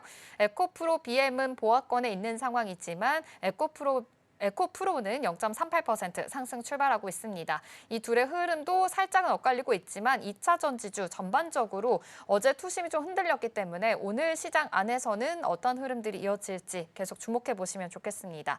이 밖에 파마 리서치가 1.9%, 2% 가까운 상승불 켜주고 있는 상황이고요. 리가켄 바이오도 2% 상승하고 있습니다. 그래도 바이오 종목들 안에서도 좀 순환매가 계속 돌고 있으니까요. 이전까지 같이 체크를 해보시면 좋을 것 같습니다. 일단 아침 상황이기는 하지만 코스피 시장에서는 기관이 지금 매수위 보이고 있고요. 코스닥에서는 외국인이 소폭이지만 사들이고 있습니다. 선물 시장에서도 지금 외국인이 좀 매수위 보이고 있는 점이 포착이 되고 있는데요. 일단 오늘의 상황들 체크해 보도록 하겠습니다. 전문가님 오늘 아침 네. 그래도 양시장 모두 상승 출발합니다. 다시 좀 뉴욕 증시가 좋아서일까요? 전문가님께서 장 전에 짚어주셨던 대로 그래도 좋은 흐름 보여질 것으로 예측이 되는데 오늘 어떻게 진행이 될까요? 뭐 일단 출발은 우리가 예상했다시피 뭐 미국 시장 S&P 500이 사상 최고치를 찍다 보니까 우리도 같이 올라갈 수밖에 없었고 그다음에 제가 봤을 때는 어저께 젠슨 왕의 컨콜이 네. AI 거품론을 좀 불식을 시키면서 전체적으로 오늘 가는 종목들이 반도체 장비와 소재 쪽이에요. 예, 그렇다라는 건 네. 어저께 SK 하이닉스가 간 거를 따라가는 건 장비랑 소재라는 거죠. 우리가 요거를 다시 한번 생각을 해봐야 되는 건 미국의 공장을 새로 짓던 네. 아니면 우리나라 뭐 평택이나 용인의 반도체 단지를 새로 지면 가장 먼저 투자가 되는 건 반도체 장비입니다. 장비가 먼저 공장에 들어가야 그다음부터 뭐 생산을 하던 그거를 포장을 하던 할 거 아니에요. 네. 그래서 오늘 같은 경우에도 역시나 반도체 쪽에 대해서 수급이 좀 많이 몰리고 있는데 괜찮은 흐름이라고 보여집니다. 사실은 저는 반도체 수급에 대해서는 어저께 엔비디아 실적이 나오고 오늘 반도체 쪽에 좀 몰려가나 보다라고 했는데 어저께 가지 않았고 오늘은 전체적으로 반도체 쪽이 괜찮은 흐름을 나타내니까 결국엔 시장은 좀 좋은 분위기로 흘러갈 수밖에 없어요. 왜냐하면 우리나라의 전체적인 코스피나 코스닥 지분을 본다면 반도체 쪽에 대해서 지분율이 상당히 높기 때문에 오늘 그 이후로 코스피가 3,200포인트를 한 번에 뚫어냈고 코스닥도 800포인트를 지켜주는 흐름을 나타내고 있다라고 정리를 해드리고 싶고요. 그다음에 일단은 거래소에서는 그 정도 봐드리면 될 것 같고 코스닥에서는 현재 알테오젠이 6% 가까이 올라가고 있습니다. 44만 원 정도 올라가고 있는데 알테오젠이 움직임이 굉장히 등락폭이 크죠. 근데 오늘 제가 이제 스탁 포인트를 들어오기 전에 단독 기사를 하나 본 게 있는데 일단 알테오젠과 그 특허 싸움을 하고 있는 할로자임에서 그 특허 소송권을 대부분 좀 취하했다라는 얘기가 나오면서 아마도 알테오젠이 좀 올라가는 것 같습니다. 결국엔 알테오젠이 갖고 있는 SC 제형의 기술을 비슷하게 갖고 있는 할로자임에서 특허를 소송을 취하를 한다면 알테오젠과 머크 사이의 관계는 더욱더 진해질 거고 거기에 따라서 또한 퍼포먼스 들어올 거고 알테오젠이 또 올해나 작년에 일단 기술료도 만약에 또 수치를 하게 된다면 추가적인 좀 상승이 더 나올 수 있을 거라고 보여집니다. 다만 요즘에 알테오젠이 50만 원을 찍고 나서 밑으로 좀 떨어지는 이유는요. 제가 봤을 때는 앵커님께서도 말씀해 주셨지만 코스피 상장 이전에 대한 이슈가 좀 있기 때문이에요. 그러니까 코스피로 이전되는 거는 괜찮긴 괜찮은데 그 이전 상장에 대해서 계속해서 차일피일 연기가 되고 뭐 6개월 연기됐다는 얘기가 나오다 보니까 주가가 좀 미끄러졌는데요. 뭐 알테오젠은 많이 강조를 드렸지만 40만 원 초반대 정도 온다면 추가적으로 좀 매입할 수 있는 모멘텀은 좀 남아 있고 결국엔 SC 제형이라는 기술 플랫폼도 알테오젠이 핵심적으로 좀 갖고 있기 때문에 코스닥에서는 여전히 매력적인 종목 중에 하나지 않을까라고 정리를 해드리겠습니다. 네, 바이오 안에서도 알테오젠 오늘 또 6% 가까운 시세를 분출하고 있는 상황입니다. 사실 바이오 종목 하면은 또 금리 인하에 대한 수혜 기대감도 같이 곁들여서 생각해 볼 수가 있겠죠. 이 9월에 FOMC에서 과연 어떠한 이야기가 나오게 될지도 생각해 보시면 좋을 것 같고요. 어제 우리나라에서는 금리에 대해서 좀 동결이 됐지만 앞으로의 시세 흐름까지도 계속해서 추가적으로 모멘텀 생각해 보시면 좋을 것 같습니다. 그렇다면 오늘 먼저 좀 짚어볼 섹터 중에 일단 로봇주 이야기 좀 먼저 해보려고 합니다. 사실 어제 엔비디아 관련해서 컨콜 있었다라고 말씀을 해주셨는데 이 안에서 젠슨 CEO가 또 이렇게 이야기했습니다. 차세대 로보틱스에 대한 칩을 지금 공개를 하면서 로봇 시장에 대한 기대감을 가져야 한다라는 스탠스로 보이는 것으로 확인이 됐습니다. AI 모멘텀과 함께 이제 로봇주들까지 같이 좀 덩달아서 기대감이 있는 상황으로 포착이 되는데요. 사실 이 로봇주들 보면은 좀 계속 등락을 좀 하고 있는 상황이죠. 또 시가총액이나 이런 게 또 크지 않기 때문에 좀 급변하고 있는 상황이기도 한데 어제 또 악재가 좀 하나가 나와서 짚어보면 좋을 것 같습니다. 로보티즈가 1,000억 원 규모의 유상증자를 발표했습니다. 이런 상황 속에서 이걸 어떻게 좀 받아들여야 될까요? 저는 뉴스를 보고 조금 많이 한숨이 좀 서졌습니다. 사실은 로보티즈가 올라간 이유가 실적이 잘 나와서도 아니고 로봇에 대해서 어떠한 퍼포먼스가 나온 것도 아니거든요. 로보티즈가 신제품을 잘 만들어서 그런 게 아니라 주식이라는 거는 기대감으로 주가가 상승을 하고 그 기대감이 소멸이 되면 거품이다라고 하면서 주가가 밑으로 쭈르륵 빠지는데 가장 안 좋은 케이스가 뭐냐? 기대감으로 신고가를 만들어 놨는데 네. 고점에서 유상증자가 나온다라는 건 어떻게 보면 소액주주를 좀 배신하는 행동이라고 볼 수밖에 없습니다. 조금은 오전부터 좀 강하게 들리실 수는 있겠지만 실질적으로 로보티즈가 유상증자한 금액이 1,000억입니다. 네. 근데 로보티즈의 현재 매출액은요. 2025년 예상치 기준으로 해도 430억이에요. 그러면 이 회사가 버는 돈이 아니라 매출 움직여가지고 매출을 할 수 있는 금액의 2배가 넘는 금액을 유상증자를 한다라는 거고 거기다 그 유상증자 1,000억에 600억은 뭐 이렇게 기술적으로 공장을 좀 설립한다라는 걸 쓰지만 400억은 운영비로 들어간다라는 건 저는 약간은 좀 뒷맛이 씁쓸하다라고 보여지고요. 더군다나 로보티즈 같은 경우는 현재 뭐 오늘 한 7% 빠지고 있습니다만 유상증자 금액도 7만 원 초반대입니다. 7만 1,000원으로 제가 기억하고 있는데 그렇다라는 건 유상증자 금액도 유상증자 신주 금액도 굉장히 싼 편은 아니죠. 신고가 영역에서 약간 좀 내려온 금액이기 때문에요. 아마도 소액주주분들이 요즘에 액트라든지 뭐 이렇게 서로 간에 모여가지고 같이 소송을 걸든지 뭐 이렇게 하시는 부분이 있는데 로보티즈의 유상증자는 정말 좋았던 로봇주들, 로봇 테마들의 훈풍을 단 한 번의 찬물로 갑자기 투심을 얼어붙게 하는 그런 행동이 아니었나라는 생각을 합니다. 다행인 건 로보티즈만 한 7% 빠지고 있고요. 기타 레인보우 로보틱스라든지 뭐 로보, 두산 로보틱스들은 약간은 보합권에서 좀 버텨주고 있다는 건 좀 다행인 부분이라고 정리를 해드리겠습니다. 네, 아무래도 지금 로보티즈 관련돼서 유상증자 이야기는 소액 주주에게는 조금 불리한 상황으로 갈 수밖에 없습니다. 그러다 보니 지금도 투심이 흔들리면서 7% 가까운 급락을 보이고 있는데요. 이 점 참고해 보시면서 앞으로의 투자 포인트들 잘 세워보셔야 될 것 같습니다. 그렇다면 조금 더 투심이 흔들렸던 부분 있어서 이 점도 한번 체크를 해보려고 합니다. 바로 2차 전지 테마인데요. 어제 2차 전지의 투심 또한 흔들렸습니다. LNF 이슈가 있었죠. 관련해서 신주 인수권 부사채 이 공모 이슈와 함께 좀 불안정한 상황을 보였는데 사실 주가 상승 요즘 같이 좀 기대감이 있었잖아요. 네. 그래서 약간의 찬물을 또 끼얹는 뉴스가 아닌가 네, 싶어요. 맞아요. 어떻게 좀 분석해 보면 좋을까요? 일단은 LNF의 BW 발행, 그러니까 신주 발행권하고 현재 로보티즈의 유상증자하고는 조금 색깔이 달라요. 그러니까 뭐 비슷하게 보시면 되는데 말 그대로 BW라는 거는 채권을 개인 투자자들한테 파는 거거든요. 네. 그 채권을 팔아서 그 채권으로 이자를 얻으셔도 되고 아니면 그 채권을 주식으로 바꿔서 사셔도 됩니다. 네. 근데 제가 왜 다르다고 표현했냐면 로보티즈는 신고가로 올라간 상태에서 유상증자를 한 거고요. 네. 고점에서. LNF 같은 경우에는 정말 많이 내려오기도 내려왔어요. 근데 이 가격에서 5만 원대의 BW를 발행을 했기 때문에 뭐 크게 이렇게 투심을 약간 얼어붙게 하는 행동은 맞았지만 전체적으로 지금 뭐 로봇주들처럼 완전히 눌러주는 영향을 줄 것 같지는 않습니다. 다만 주가가 내려가다 보니까 원래 LNF가 부채율이 높았거든요. 근데 이제 그런 높은 약간 안 좋은 뉴스들을 다시 끄집어내면서 주가를 조금 더 밑으로 내리는 그런 영향력이 있지 않았을까라는 생각을 하고요. 다만 지금 2차 전지 종목들은 전체적으로 좀 버텨줘야 되는 자리에서 다 중요 지지선들은 다 깼습니다. 네. LG에너지솔루션, 뭐 에코프로, BM, LNF 저는 굉장히 좀 좋게 보고 있었거든요. 지금 와서 말을 바꾸는 게 아니라 좋게 보고 있었는데 여기서 우리 개인 투자자님들이 착각하지 말아셔야 되는 게 뭐냐면 중요 지지선을 깨고 내려왔을 때는 분명히 비중을 줄이셔야 돼요. 여기서 떨어지면 에이 떨어지나 보다 하고 밑에서 또 사야지 기다리는 게 아니라 훨씬 더 빠른 방법은 중요 지지선을 깼기 때문에 최소한 손절은 못 하시더라도 비중 축소를 진행을 하고 만약에 LNF 기준에서 5만 5천 원, 6만 원대까지 내려오는 걸 확인한 다음에 그 다음에 다시 한번 재진입을 하시는 게 좋을 것 같고요.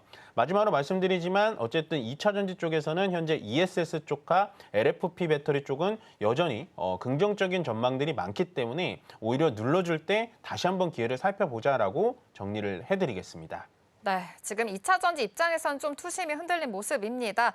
중요 지지선을 좀 깨고 내려왔기 때문에 지금은 약간의 비중 축소, 현금화하는 전략이 필요할 수 있다라고 코멘트 주셨으니까요. 함께 생각해 보시면 좋을 것 같고요. 그래도 2차 전지 입장에서는 ESS라든지 여러 가지 또 모멘텀이 같이 있는 상황이니까 이 기대감이 있을 때 또 들어가는 자리까지도 전략들 세워드릴 테니까요. 함께 참고해 보시면 좋을 것 같습니다.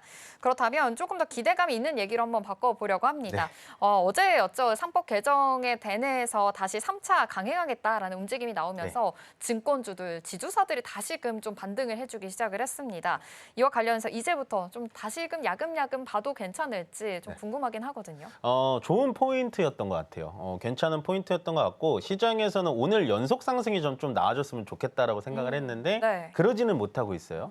그렇다라는 건 약간은 시장에서 정부 정책에 대한 신뢰도는 좀 떨어진 것 같습니다. 물론 상법 개정안 2탄이 나오고 2안이 나오고 3안이 나오고 더 강하게 나갈 거다라는 퍼포먼스는 맞는데 네. 중요한 건 그 전에 배당 분리 과세라든지 아니면 대주주 양도세에 대해서 아직도 마침표를 찍어주지 있지 않기 때문에 네. 시장에서는 신뢰도가 좀 많이 하락했다라고 보여지고요.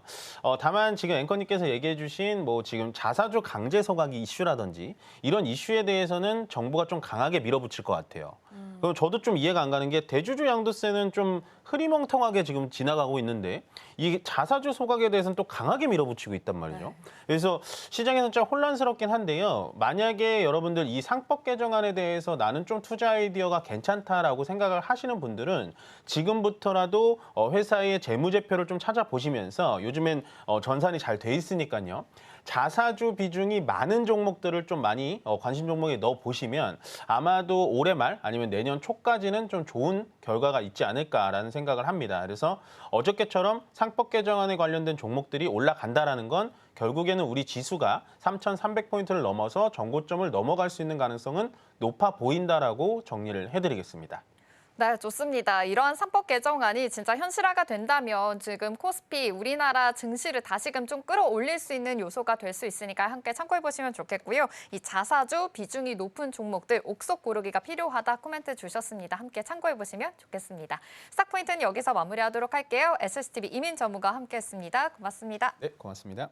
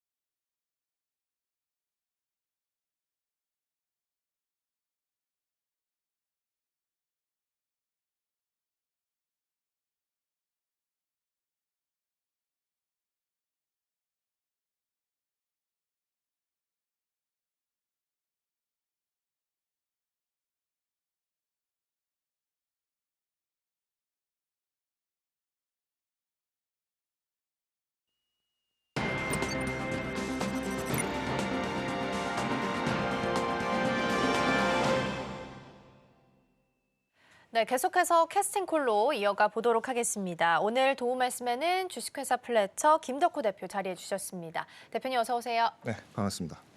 네, 한 주를 마무리하는 금요일이고요. 또 8월을 마무리하는 마지막 거래일이기도 합니다. 다행히 오늘은 3,200선과 800선에 대한 안착이 나타나면서 강보합 정도 지켜주고 있고요. 코스닥에서는 규모가 크진 않지만 외국인 기관 같이 들어오고 있고 코스피에는 외국인이 조금 빼고 있는 분위기가 나타나고 있긴 합니다. 전반적인 개장 분위기 먼저 여쭤볼게요. 어떻게 해석하고 계실까요?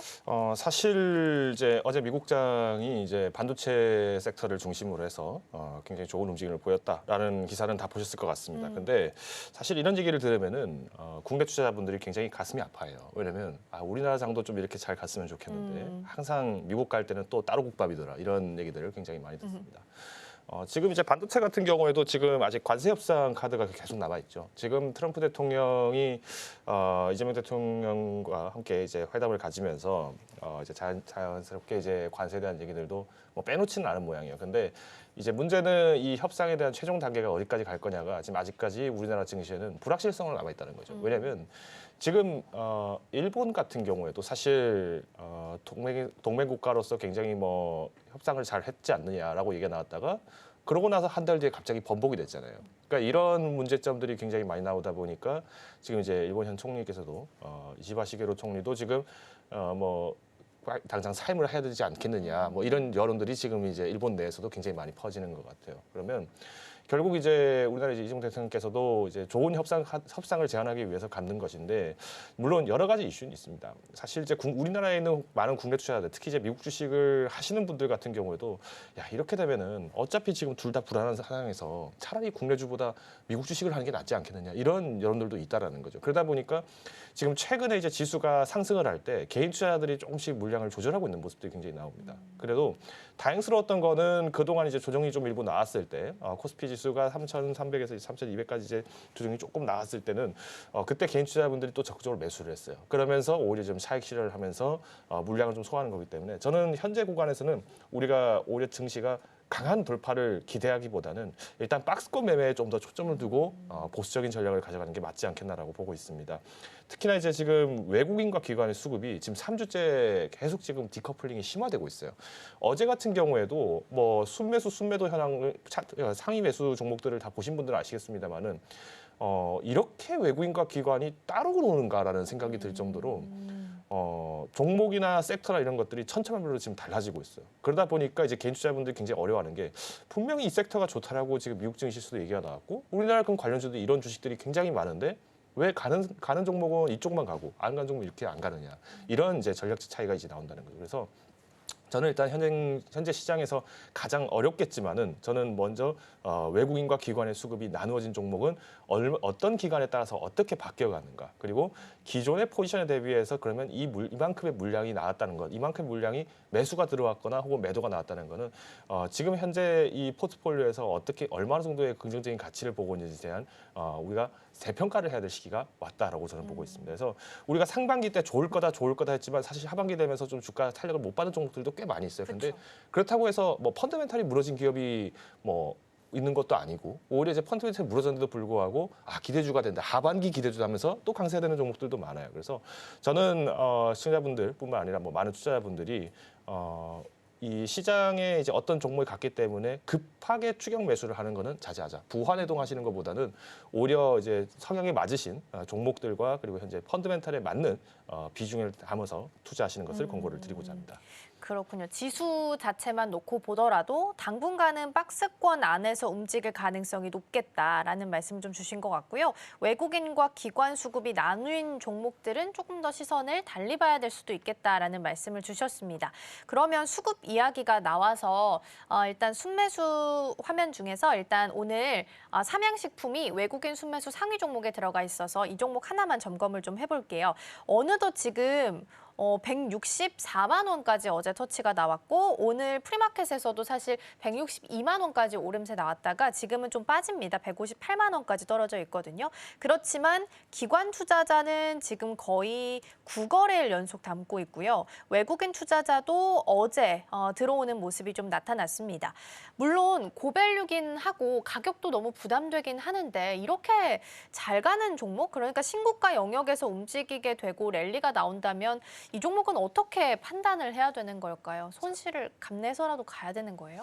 사실 이제 투자자분들께 항상 이제 조언을 드리는 것 중에 손실을 감내하면서까지 끝까지 가져가면 언젠가 갈 것이다. 글쎄요, 저는 항상 조심하셔야 되는 거는 이처럼 이제 수급이 또 잘 나왔던 종목 같은 경우는 네. 결국에는 이제 외국인들의 썰물에 같이 휩쓸려 나갈 수도 있습니다. 그래서 어떤 종목이든 간에 이제 우리가 이만큼 이제 160만 원이라는 주가가 왔다라면은 자 이거 한번 살 수 있을까요? 그러니까 쉽진 않죠. 우리가 과거에 삼성전자 한 주에 250만 원 넘어갔던 거 액면 분할을 하니까 그때부터 주가에 대한 탄력성이 생겼던 거지 160만 원이나 되는 종목을 한 주만 담다 하더라도 부담스러워 하시는 분들이 많아요. 그리고 지금 이제 뭐 세제 개편안 때문에 지금 이슈가 좀 있었죠. 뭐 대주주 기준을 뭐 강화했다가 완화했다가 지금 맞아요, 고무줄처럼 변동이 되고 있는데 그럼 대주주들 입장에서도 당연히 몇 주만 더 사버리면 대주주가 깜빡하면 돼버릴 수가 있다라는 슈퍼개미들 입장에서는 당연히 그게 부담스러울 수밖에 없다는 거죠. 그렇죠. 그러면 차라리 이런 종목들이 이제 액면 분할을 한다. 그때는 오히려 더 기회가 올 수 있다는 겁니다. 그래서 저는 급한 마음에 지금 계속 가네? 삼양식품 계속 가는구나. 그러면 꼭 삼양식품만을 잡을 필요는 없다고 봐요. 오히려 지금 삼양식품이 이만큼 잘 간다라고 했을 때 그럼 농심은 어떨까요? 농심 지금 잘 안 가고 있죠. 네. 자, 근데 뭐 그렇다고 해서 신라면이 지금 안 팔리는 것도 아니고 지금 이번에 캐대원 효과로 지금 라면은 저거 신라면 라면 아니냐 뭐 이런 얘기가 나올 정도로 디자인이 굉장히 흡사한 네. 라면도 나왔던 걸로 기억을 하고 맞아요. 있는데 그러면 오히려 저는 지금 시장에서 봤을 때 꼭 대장주만을 추격하는 것은 의미가 없다라고 저는 봐요.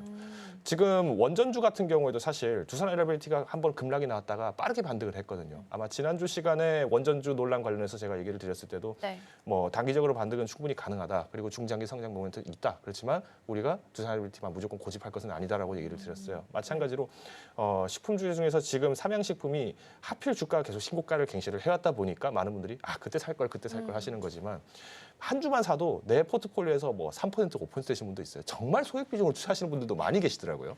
네. 그래서 저는 무리하게 우리가 어떤 대장주를 추격하다가 비중이 너무 과잉으로 되느니 차라리 저는 주가가 좀 단기적으로 변동을 좀 보인다 하더라도 오히려 지금은 박스권에서 이제 순환매가 돌 수 있을 때 탄력을 가질 수 있는 종목이 수익 면에서는 조금 더 긍정적일 수 있지 않을까라고 말씀을 드리겠습니다. 대장주로서 주가 흐름은 좀 체크를 하되 다른 조금 작은 종목들, 시총 좀 적은 종목들 보자라는 말씀 주셨고요.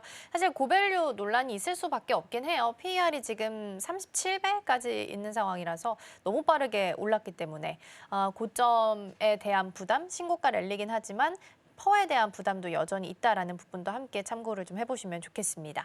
자, 그러면 앞서서 이제 증권주에 대한 이야기를 좀 잠시 나눠보고자 하는데 어제 3차 상법 개정안 이슈가 다시 한번 이야기가 나왔어요. 근데 여기에 이제 자사주 소각에 대한 의무화 내용도 포함될 것으로 전망이 좀 되고 있어서 사실 생각보다 기간 조정이랑 가격 조정을 많이 받은 상황이거든요. 이벤트 앞두고 지금은 자사주 비중이 높은 종목들 위주로는 그래도 접근을 해봐도 괜찮을까요? 일단 지주사 종목 같은 경우는 한 번 정도 이제 단기 반등을 한번 가능성은 있다라고 봅니다. 그러니까 결국에는 우리가 지금 시장이 뭐 마냥 투자를 하기에 굉장히 좋은 시장은 아니에요. 지금 뭐 경기 상황도 뭐 이제야 관세 협상 이제 꼬투리 잡아가지고 겨우 네. 좀 실마리를 풀까 말까 한 정도지 뭐 탄력적으로 지금 경기가 좀 좋다라고 얘기하시는 분들은 아마 아무도 없을 거예요. 그래서 지금 만약에 상법 개정안을 이슈로 해서 지금 지주사들이 뭔가 주주 환원을 하고 좋은 얘기죠. 좋은 얘기인데 지금 지주사들이 그러면 그만큼 이득을 더 많이 냈느냐는 거예요. 나눠주려고 해도 제가 항상 얘기를 드리지만 뭐 파이도 나눠 먹었을 때 뭐 효과가 있다라고 하지만은 네. 그 파이가 뭐 엄마 손 파이처럼 이렇게 쪼매난 거 하나 이거 한 100명이서 나눠 먹으면은 뭐 가루 의미 털어 먹는 없죠. 거죠. 의미가 없잖아요. 그러면 오히려 주주들한테 욕하는 거예요. 야, 너희 사실은 어디 꿍쳐놓은 거 아니냐? 너희 어디 빼돌린 거 아니냐? 상법 개정안 했는데도 이거밖에 안 되지 않느냐? 이런 식으로 논란이 나올 거예요. 그러면 오히려 개정된 이후에도 논란이 나올 수가 있어요. 그러니까 소요가 생긴다는 거예요. 그래서 저는 이런 현상을 봤을 때 우리가 네. 정책 수혜라는 것은 그러니까 테마로 보시는 게 더 맞다고 봐요. 테마로. 앞으로 중장기적으로 우리가 이런 것을 갈기 위해서는 네. 결국은 지주사들이 수익이 나야 될 거 아닙니까? 근데 수익이 안 나는데 어떻게 상법 개정안이 법이 바뀌었으니까 무조건 해라라고 한다면은 그러면 후폭풍이 생기죠. 뭐 이를테면 지금 우리나라에 지금 가장 이슈가 되고 있는 뭐 통과된 법안 중 하나가 노란봉투법. 지금 노란봉투법 통과되자마자 하루 만에 현대제철 금속노조원들이 단체로 들어가서 우리 원청 다 고용해 달라고 얘기를 하는 건데 이런 어떤 이제 후폭풍이 생긴다는 거죠. 그러니까 후폭풍이라는 게 정말로 뭐 마냥 부정적이다 이런 것이 아니라 정말 어떤 그런 법적 제도에서의 보호를 받아야 되는 또 우리나라 이제 증권으로 치면은 주식 투자로 치면은 주주들이 그동안 하도 외면을 많이 당해왔던 주권 보호가 주주 권익 보호가 잘 안 됐기 때문에 이런 얘기가 나오는 거지만 그러면 당연히 이들도 바보가 아니겠죠. 그래서 저는 지금 우리가 주목을 해야 될 거는 지주사들의 수익 개선율을 보시면서 접근을 하시는 게 맞고요. 또 그 때문에 이제 우리가 증권주를 투자를 한다라고 했을 때 자, 일단 지금 현행 정부가 계속 이제 정책을 왔다 갔다 해요. 갈팡질팡하고 있습니다. 이러다 보니까 조금 아직까지는 이제 주식 투자에 대한 어떤 우호적 환경이라기보다는 조금 어렵다라고 느끼시는 분들이 많기 때문에 아마 매매 위주가 많이 활성화되어 있는 증권사들을 좀 보시는 게 맞을 것 같아요. 그래서 오히려 뭐 키움증권 같은 경우에는 실제로 개인 투자분들이 굉장히 또 많이 활용을 해왔었고 특히 이제 단기 트레이딩 관점에서 또 굉장히 많은 실적들을 개선을 해왔다 보니까 뭐 키움증권뿐만 아니라 뭐 이런 이제 개인 투자자들이 좀 많이 오집이 됐던 증권사를 보시는 게 어떻겠냐라고 말씀을 드리겠습니다. 그렇군요. 일단 증권이나 뭐 지주 이런 건 일정 앞두고 있는 상황 속에서는 단기적으로는 테마로 좀 대응을 해보자라는 말씀 주셨으니까 참고해 보시고요. 세 가지 테마 준비되어 있습니다. 첫 번째부터 함께 열어보시죠. 오늘 첫 번째 테마로는 저출산, 엔젤주 준비되어 있습니다. 지난해 출생아 수가 그래도 9년 만에 증가했다라는 수치가 나오고 있고요. 원래 정부 차원에서도 늘 밀고 있는 정책이기도 합니다. 다만 이쪽은 어떤 이슈나 뉴스가 좀 붙어줬을 때 잠깐 올라왔다가 또 밀리는 경향들이 많이 있는 쪽이라서 전략을 세우기가 더 까다롭긴 합니다. 함께 여쭤보겠고요. 두 번째 열어보시죠. 두 번째는 한알령 해제, 엔터 쪽 준비되어 있습니다. 사실 며칠 전에 엔터 관련한 뉴스가 나오기는 했어요. 케플러라는 걸그룹이 있는데 중국 쪽에서 콘서트가 돌연 연기됐다라는 이슈가 있기는 했었습니다. 한 공연 3주 앞두고 갑작스럽게 취소가 된 내용이 있어서 한알령 해제 그리고 엔터 쪽이 이후로 조금 밀리는 움직임이 나오는데 그럼에도 불구하고 지금이 기회가 될 수 있을지 잠시 후에 함께 확인해 보겠습니다. 마지막 열어보시죠. 마지막은 조선 기자재입니다. 기자재가 개장 초 대비해서 더 크게 오르고 있고요. 특히나 최근에 이슈가 됐었던 범한 퓨얼셀, 캐나다 잠수함 관련한 이슈가 같이 붙어 있긴 한데 특히나 이쪽은 방산 모멘텀이 붙어 있는 땡땡셀 중에서는 방산 쪽 모멘텀이 좀 강한 쪽입니다. 10% 넘게 상승불 켜져 있는 상황이고요. 지금 마스카 프로젝트 협력하는 데 있어서 걸림돌이 됐던 게 해외 건조 제한법입니다. 근데 이게 미국 행정부 쪽에서 행정 명령을 통해서 우회할 수 있는 방법을 좀 내놓게 되면서 다시 한번 좀 주목을 받고 있는 것 같습니다. LNG 관련한 쪽도 오늘 움직임 나오고 있으니까 함께 점검을 좀 해보도록 하겠습니다. 자, 그러면 일단은 엔젤주부터 출발을 좀 해보도록 할게요. 근데 이쪽은 사실 뉴스가 나왔을 때 잠깐 올랐다가 또 금방 꺼지고 이런 움직임이 나왔던 섹터로 제가 기억을 좀 하고 있어서 이쪽에서는 어떤 전략을 좀 세워야 되는 거예요? 뭐 일단 당연히 이제 정책 발의가 됐을 때 정도나 뭐 올라가는 게 이제 저출산주라고 얘기를 많이 합니다. 왜냐면은 지금 뭐 젊은 청년분들이 뭐 연애도 안 하고 뭐 비혼이죠. 뭐 연애도 안 하고 결혼도 안 하고 뭐 이런 경우도 많습니다. 뭐 저 같은 경우도 그래요. 뭐 저는 솔직히 말씀드리면 저는 안 하는 게 아니라 못 하는 거죠. 네. 연애를 하고 싶어도 연애를 못 합니다. 일해야 되게 되고 슬픈 이야기를. 전쟁을 하는데 주식 전쟁을 하는데 하루 종일 네. 전쟁 끝나고 나면은 지쳐서 자야 되죠. 네. 미국장 시작하면 또 미국 전쟁하러 가야 되죠. 그러니까 여기저기 전쟁하러 다니다 보니까 뭐 연애도 못 하고 결혼도 못 합니다. 근데 아마 제가 이렇게 우스갯소리를 좀 얘기를 했지만은 대부분 이제 직장인분들도 사실 일 끝나고 나면은 뭔가 이제 만나서 뭐 소개팅을 가든 이런 것도 많이 하실 분들도 계시겠지만 네. 현실적으로 많은 분들이 또 이런 어려움을 겪는 이유가 뭐냐면은 일단 근로 환경 자체가 일단 지금 우리가 최저시급이 인상이 되면서 사실 고용률도 많이 지금 줄어든 상황이고 그러다 보니 어떤 소비나 이런 것들도 굉장히 부담스러워집니다. 그런데 당장에 뭔가 씀씀이를 아끼는 것도 부담스러운데 만약에 누군가가 함께 했을 때 내가 또 다음에 내 자녀들을 키운다라고 했을 때 그럼 여기에 대한 장기적인 어떤 비전을 보고 했을 때 연애나 결혼을 할 수가 있을 것인데 많은 남성분들도 그렇고 여성분들도 그렇고 이것을 마냥 좋아질 거라고 보기에는 아직까지 지금 현재 우리나라에는 어떤 경제 전망이라든가 이런 많은 지표들이 굉장히 부정적으로 보이고 있다는 거죠. 그러다 보니 지금 정책에서는 당장 지금 촉발을 할 수 있는 단기적인 그리고 이제 현금 위주의 지원성이 지금 강조될 수밖에 없습니다. 근데 저는 이게 굉장히 문제가 크다고 봐요. 왜냐하면 단기적이고 현금 중심적인 어떤 정책이라는 건요. 결국 정치인들의 포퓰리즘밖에 안 돼요. 왜? 정권 지나고 나면 또 안 하면 되거든요. 그럼 5년마다 해먹을 수 있는 정책이 5년, 4년, 5년마다 해먹을 수 있는 정책이 바로 이 저출산 정책인 건데 그러다 보니 이제 사실 많은 분들도 출산 관련해서 뭐 애를 낳아야 된다 뭐 이렇게 얘기를 하시긴 하시겠습니다만은 뭐 다 길들여진 거죠. 저는 그렇게 봐요. 우리나라의 많은 청년들뿐만 아니라 이거는 저희 부모님 세대들뿐만 아니라 많은 분들이 이미 정치인들의 어떤 입맛에 길들여졌다고 봐요.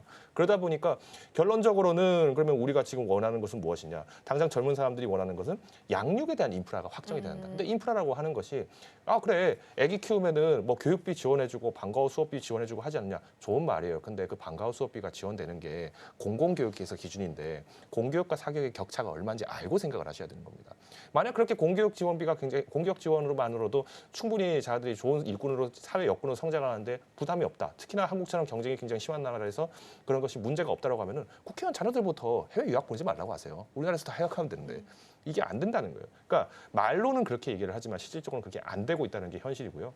또 특히나 우리나라 같은 경우에는 굉장히 이제 어떤 유교 사상에 대한 부분에서의 고착이 굉장히 많이 돼 있습니다. 그래서 혼외자를 인정을 잘 안 했어요.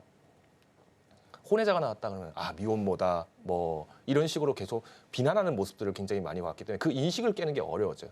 지금 우리나라 청년들이 왜 지금 청소부라도 해라. 청소부 돈 많이 주지 않냐. 근데 왜 일 안 하려고 합니까?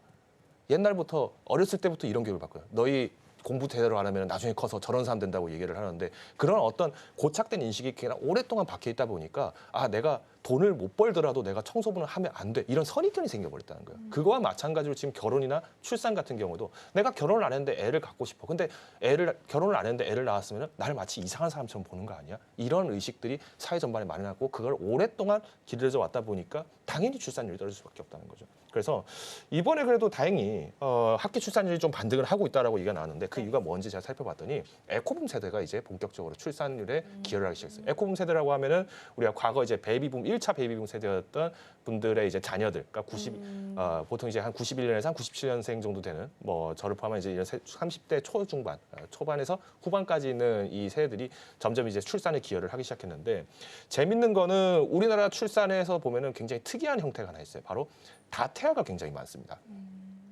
자, 다자녀가 아니고요. 다태아요. 이게 무슨 말이냐면요. 쌍둥이를 많이 낳는다는 얘기예요. 전 세계에서 쌍둥이를 가장 많이 낳는 나라 중에 2위가 대한민국입니다. 그리고 새쌍둥이는 1위예요. 근데 이게 왜 그런가 봤더니 일단 출산 연령이 또 늦어지는 것도 영향도 있고요. 그다음에 어떤 이제 결혼을 했을 때에 대한 이제 어떤 건강이라든가 여러 가지 문제들이 복합적으로 나타나다 보니까 나오는 문제라고 보고 있는데 지금 우리나라 정부 같은 경우에는 다자녀라는 개념으로 놓고 있어요. 그래서 많이 낳을수록 좋다라고는 하는데 뭐 다다익선이라는 말을 그렇게 쓰는 건 아니라고 봐요. 왜냐면 자 우리가 아이를 낳으려고 생각을 했어요. 그래서 자녀 계획을 하고 이제 첫째는 언제쯤 낳고 둘째는 언제쯤 낳아야지라고 생각을 했다고 칩시다. 근데 첫째, 둘째가 같이 낳아버렸어요. 그럼 부담이 어떻게 될까요? 배가 됩니다. 단순히 2명 키우는 것이 아니라요. 내가 1명 키우고 또 1명을 키워야지라는 생각을 했던 그 계획 자체가 틀어져 버리다 보니까 아예 자녀 부담 자체가 힘들어지는 거예요.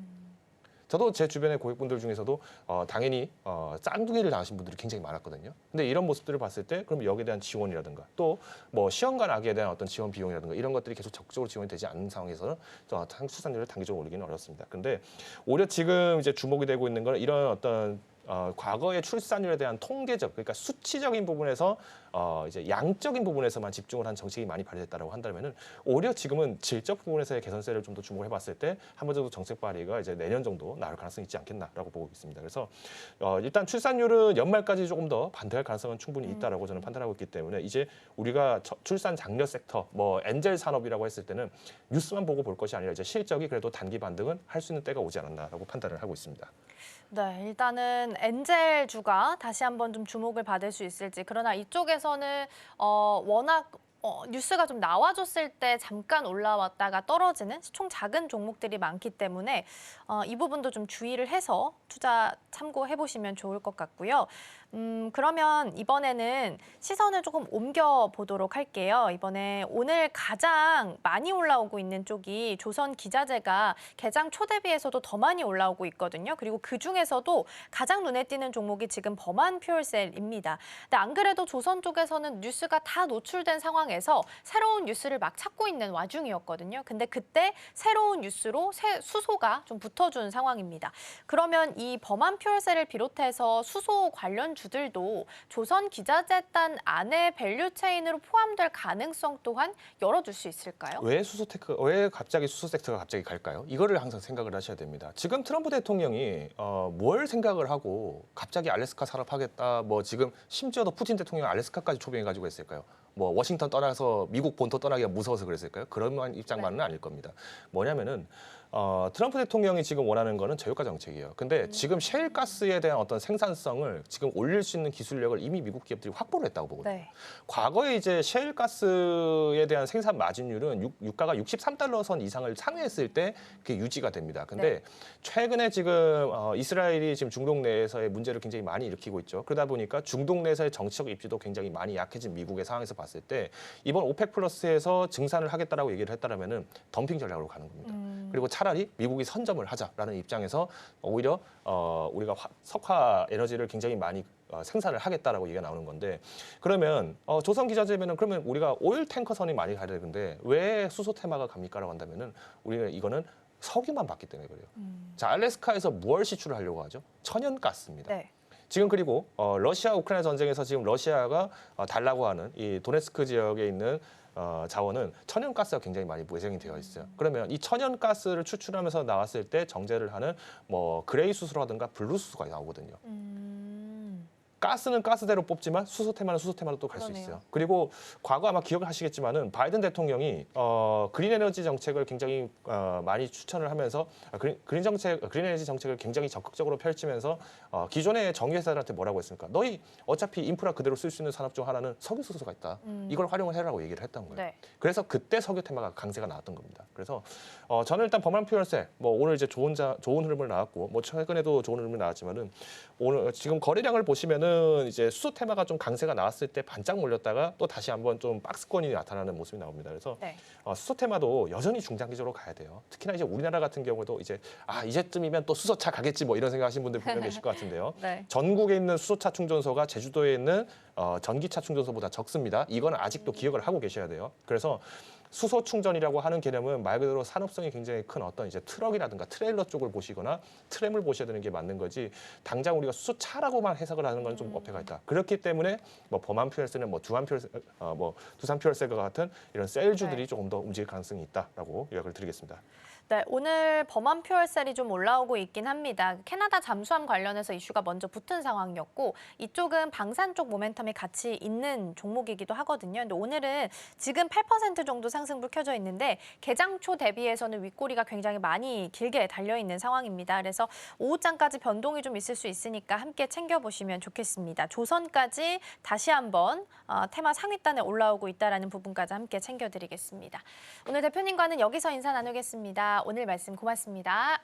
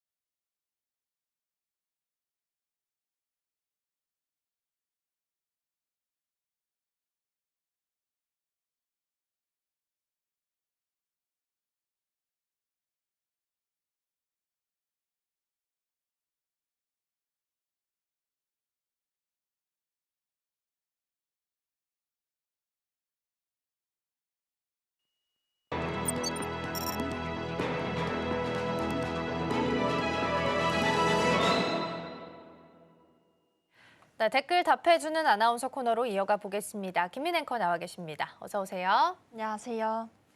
네, 오늘도 댓글들 살펴보면서 투자 고민 해결해 보겠습니다. 첫 번째 댓글 화면을 통해서 함께 만나보시죠. 네, 오늘의 첫 번째 댓글입니다. 트럼프식 우회 전략이 한국엔 기회라는 거고요. 한미 정상회담을 통해서 마스크 프로젝트에 대한 진행 상황 이야기가 계속 나오고 있습니다. 네, 다만 문제가 되고 있는 게 건조법과 관련된 부분들, 발목을 잡고 있는 부분들이 있는 상황이었는데 이걸 트럼프 행정부 쪽에서 행정명령을 통해서 우회할 수 있는 방법에 대해서 지금 시장 안에서 내놓게 되면서 주목을 좀 받고 있는 것 같습니다. 어떤 부분들을 확인해 보면 좋을까요? 네, 먼저 한미 조선 협력의 가장 큰 벽으로 본다면 바로 말씀해주신 법안들이 되겠는데요. 구체적으로 함께 짚어보겠습니다. 먼저 번스 톨레프슨 법은 이 군함과 군함의 선체, 또 주요 구성품을 절대 해외에서 만들 수 없다고 규정하고 있습니다. 또 존슨법도 미국 항구 간 이 화물 운송에 미국산 선박만 쓰도록 하도록 또 제한을 했기 때문에 한국 조선소와 협력하기 어려운 구조가 만들어졌는데요. 하지만 최근 상황이 조금 달라진 구조가 파악이 됐습니다. 중국이 현재 엄청난 속도로 군함을 늘려나가면서 미국 내에서 이대로는 해군력이 밀릴 수 있다. 이런 위기감이 커진 상황인데요. 현재 미 해군이 296척인데 이 2054년까지는 381척으로 늘리겠다는 목표를 세웠습니다. 그런데 매년 이 퇴역하는 함정까지 고려한다면 앞으로 30여 년 동안 총 364척을 새로 지어야 합니다. 그런데 문제는 미국 조선소가 낙후돼 있는 상황이라 이 물량들을 감당하지 못하는 게 큰 문제로 작용하고 있습니다. 그렇기 때문에 결국 동맹국, 특히 조선 강국인 한국의 힘을 빌릴 수밖에 없게 되는 거고요. 이 때문에 미 해군부가 이번 달 초 우리 정부와 만나서 이 법 개정까지는 시간이 걸리니 대통령 행정명령으로 우회할 수 있다. 이렇게 또 입장을 밝히기도 했습니다. 우리 방위사업청과 또 미 해군부는 다음 달 중순 워싱턴에서 워킹그룹 회의를 열고요. 또 행정명령에 담길 구체적인 완화 방안을 함께 조율할 방안이라고 밝혔습니다. 네, 맞습니다. 말씀해 주신 것처럼 9월 달에 처음으로 실무진 회의가 예상이 좀 되고 있는 상황입니다. 그래서 행정명령을 통해서 우회를 한다라는 걸 골자로 삼게 된다면 어떤 부분들을 예상해 볼 수 있을까요? 실제 현실적인 방식은 어떻게 변화가 좀 있는 거예요? 우선 한국과 그리고 미국의 그런 관계에 있어서 되게 다른 느낌으로 군함을 팔게 된다고 보시면 될 것 같습니다. 먼저 핵심은 한국에서 블록 모듈을 만들고 또 미국에서는 최종적으로 조립하는 방식이 이어질 텐데요. 예를 들면 함수, 또 중안부와 한미 같은 이 군함 블록을 한국 조선소에서 제작한 뒤 미국으로 보내게 되면 이 미국 조선소에서 장비와 또 무장을 장착하고 조립을 하게 됩니다. 이렇게 되면 미국 노동자들의 일자리도 지킬 수 있고 또 미 의회의 반발도 최소화할 수 있게 됩니다. 실제로 우리 정부는 오래전부터 협력 단계를 1단계는 부품 생산, 또 2단계는 블록 모듈 생산, 나아가서 3단계는 빈 선체 건조, 또 4단계는 완성 군함의 형태로 또 제안을 해왔습니다. 특히나 이번 행정명령이 현실화된다면 2단계인 이 블록 모듈 생산부터 시작하게 되는 셈인데요. 이재명 대통령도 필라델피아를 한화 필리조선소를 방문해 이 미국 해양청 발주 선박 명령식에 참석하면서 공식적으로 한미 조선 협력에 대한 강화를 강조했습니다. 결국 이번 트럼프 대통령 발언은 단순히 수사를 넘어서 또 올해 안에도 이 행정명령을 통해 한국의 군수 지원함 발주가 시작될 수 있다. 이런 신호로도 함께 해석이 되고 있습니다. 이른바 마스박 프로젝트, 이 미국의 조선업을 다시 위대하게 하자는 움직임이 보다 본격화 시작될 것으로 또 보이고 있습니다. 네, 그리고 추가적인 뉴스를 좀 보면요. 미국 쪽에서 인텔 지분을 지원법 주면서, 그러니까 보조금 주면서 지분 취득하는 걸 대가로 좀 받아갔었는데 이 다음 섹터로 조선이 좀 언급이 되고 있다고 합니다. 그래서 마스카 프로젝트랑 연동해서 어떻게 흐름을 가져가게 될지가 좀 중요한 포인트가 될 것 같고요.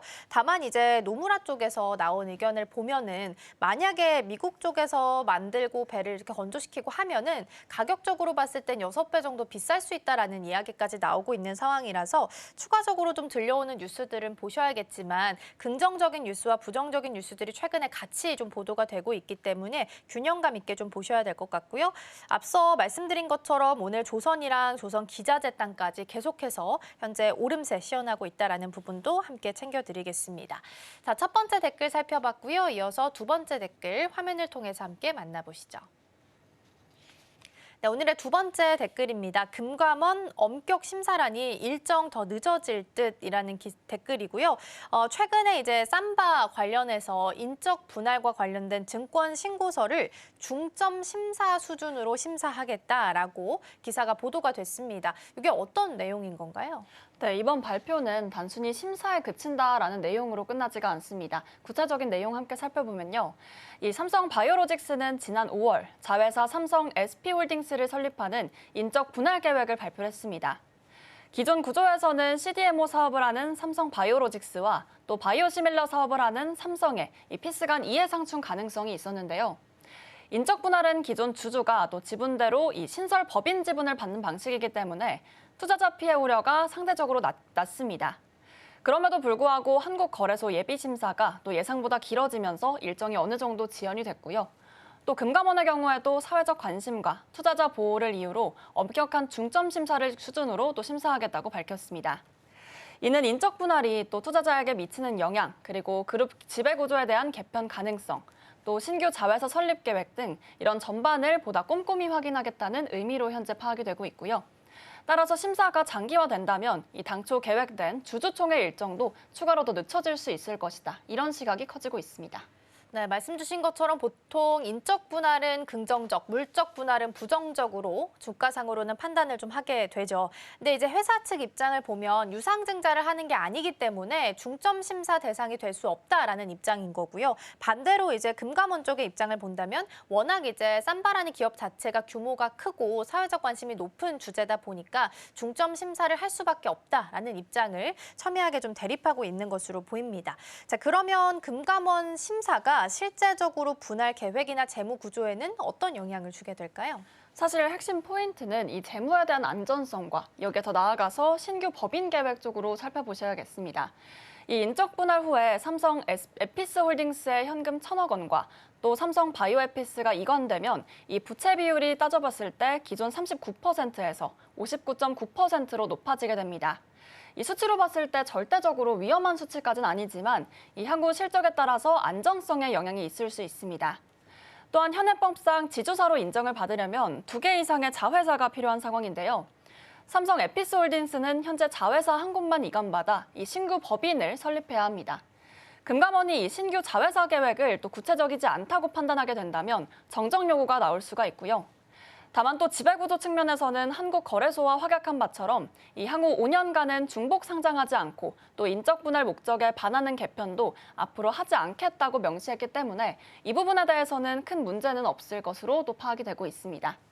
하지만 이 금감원이 다른 방식으로 구조 개편의 가능성을 본다면 이 추가 설명과 보완을 앞으로 요구할 수 있다는 점도 확인해 보셔야겠습니다. 네, 원래 이제 삼바는 9월 16일에 분할 계획서를 승인하고 이제 승인을 위해서 주주총회를 열 계획으로 알려져 있었는데 그것보다 지금 예비 심사가 지연되면서 10월 17일로 한 달가량 지연된 바가 있습니다. 그런데 이제 중점 심사에 대한 이야기가 나온 상황이기 때문에 이것보다 일정이 더 딜레이 될 수 있다라는 측면에서도 함께 챙겨보시면 좋겠습니다. 자, 이렇게 해서 댓글 답해주는 아나운서 코너는 오늘 여기서 마무리하도록 하겠습니다. 오늘 말씀 고맙습니다.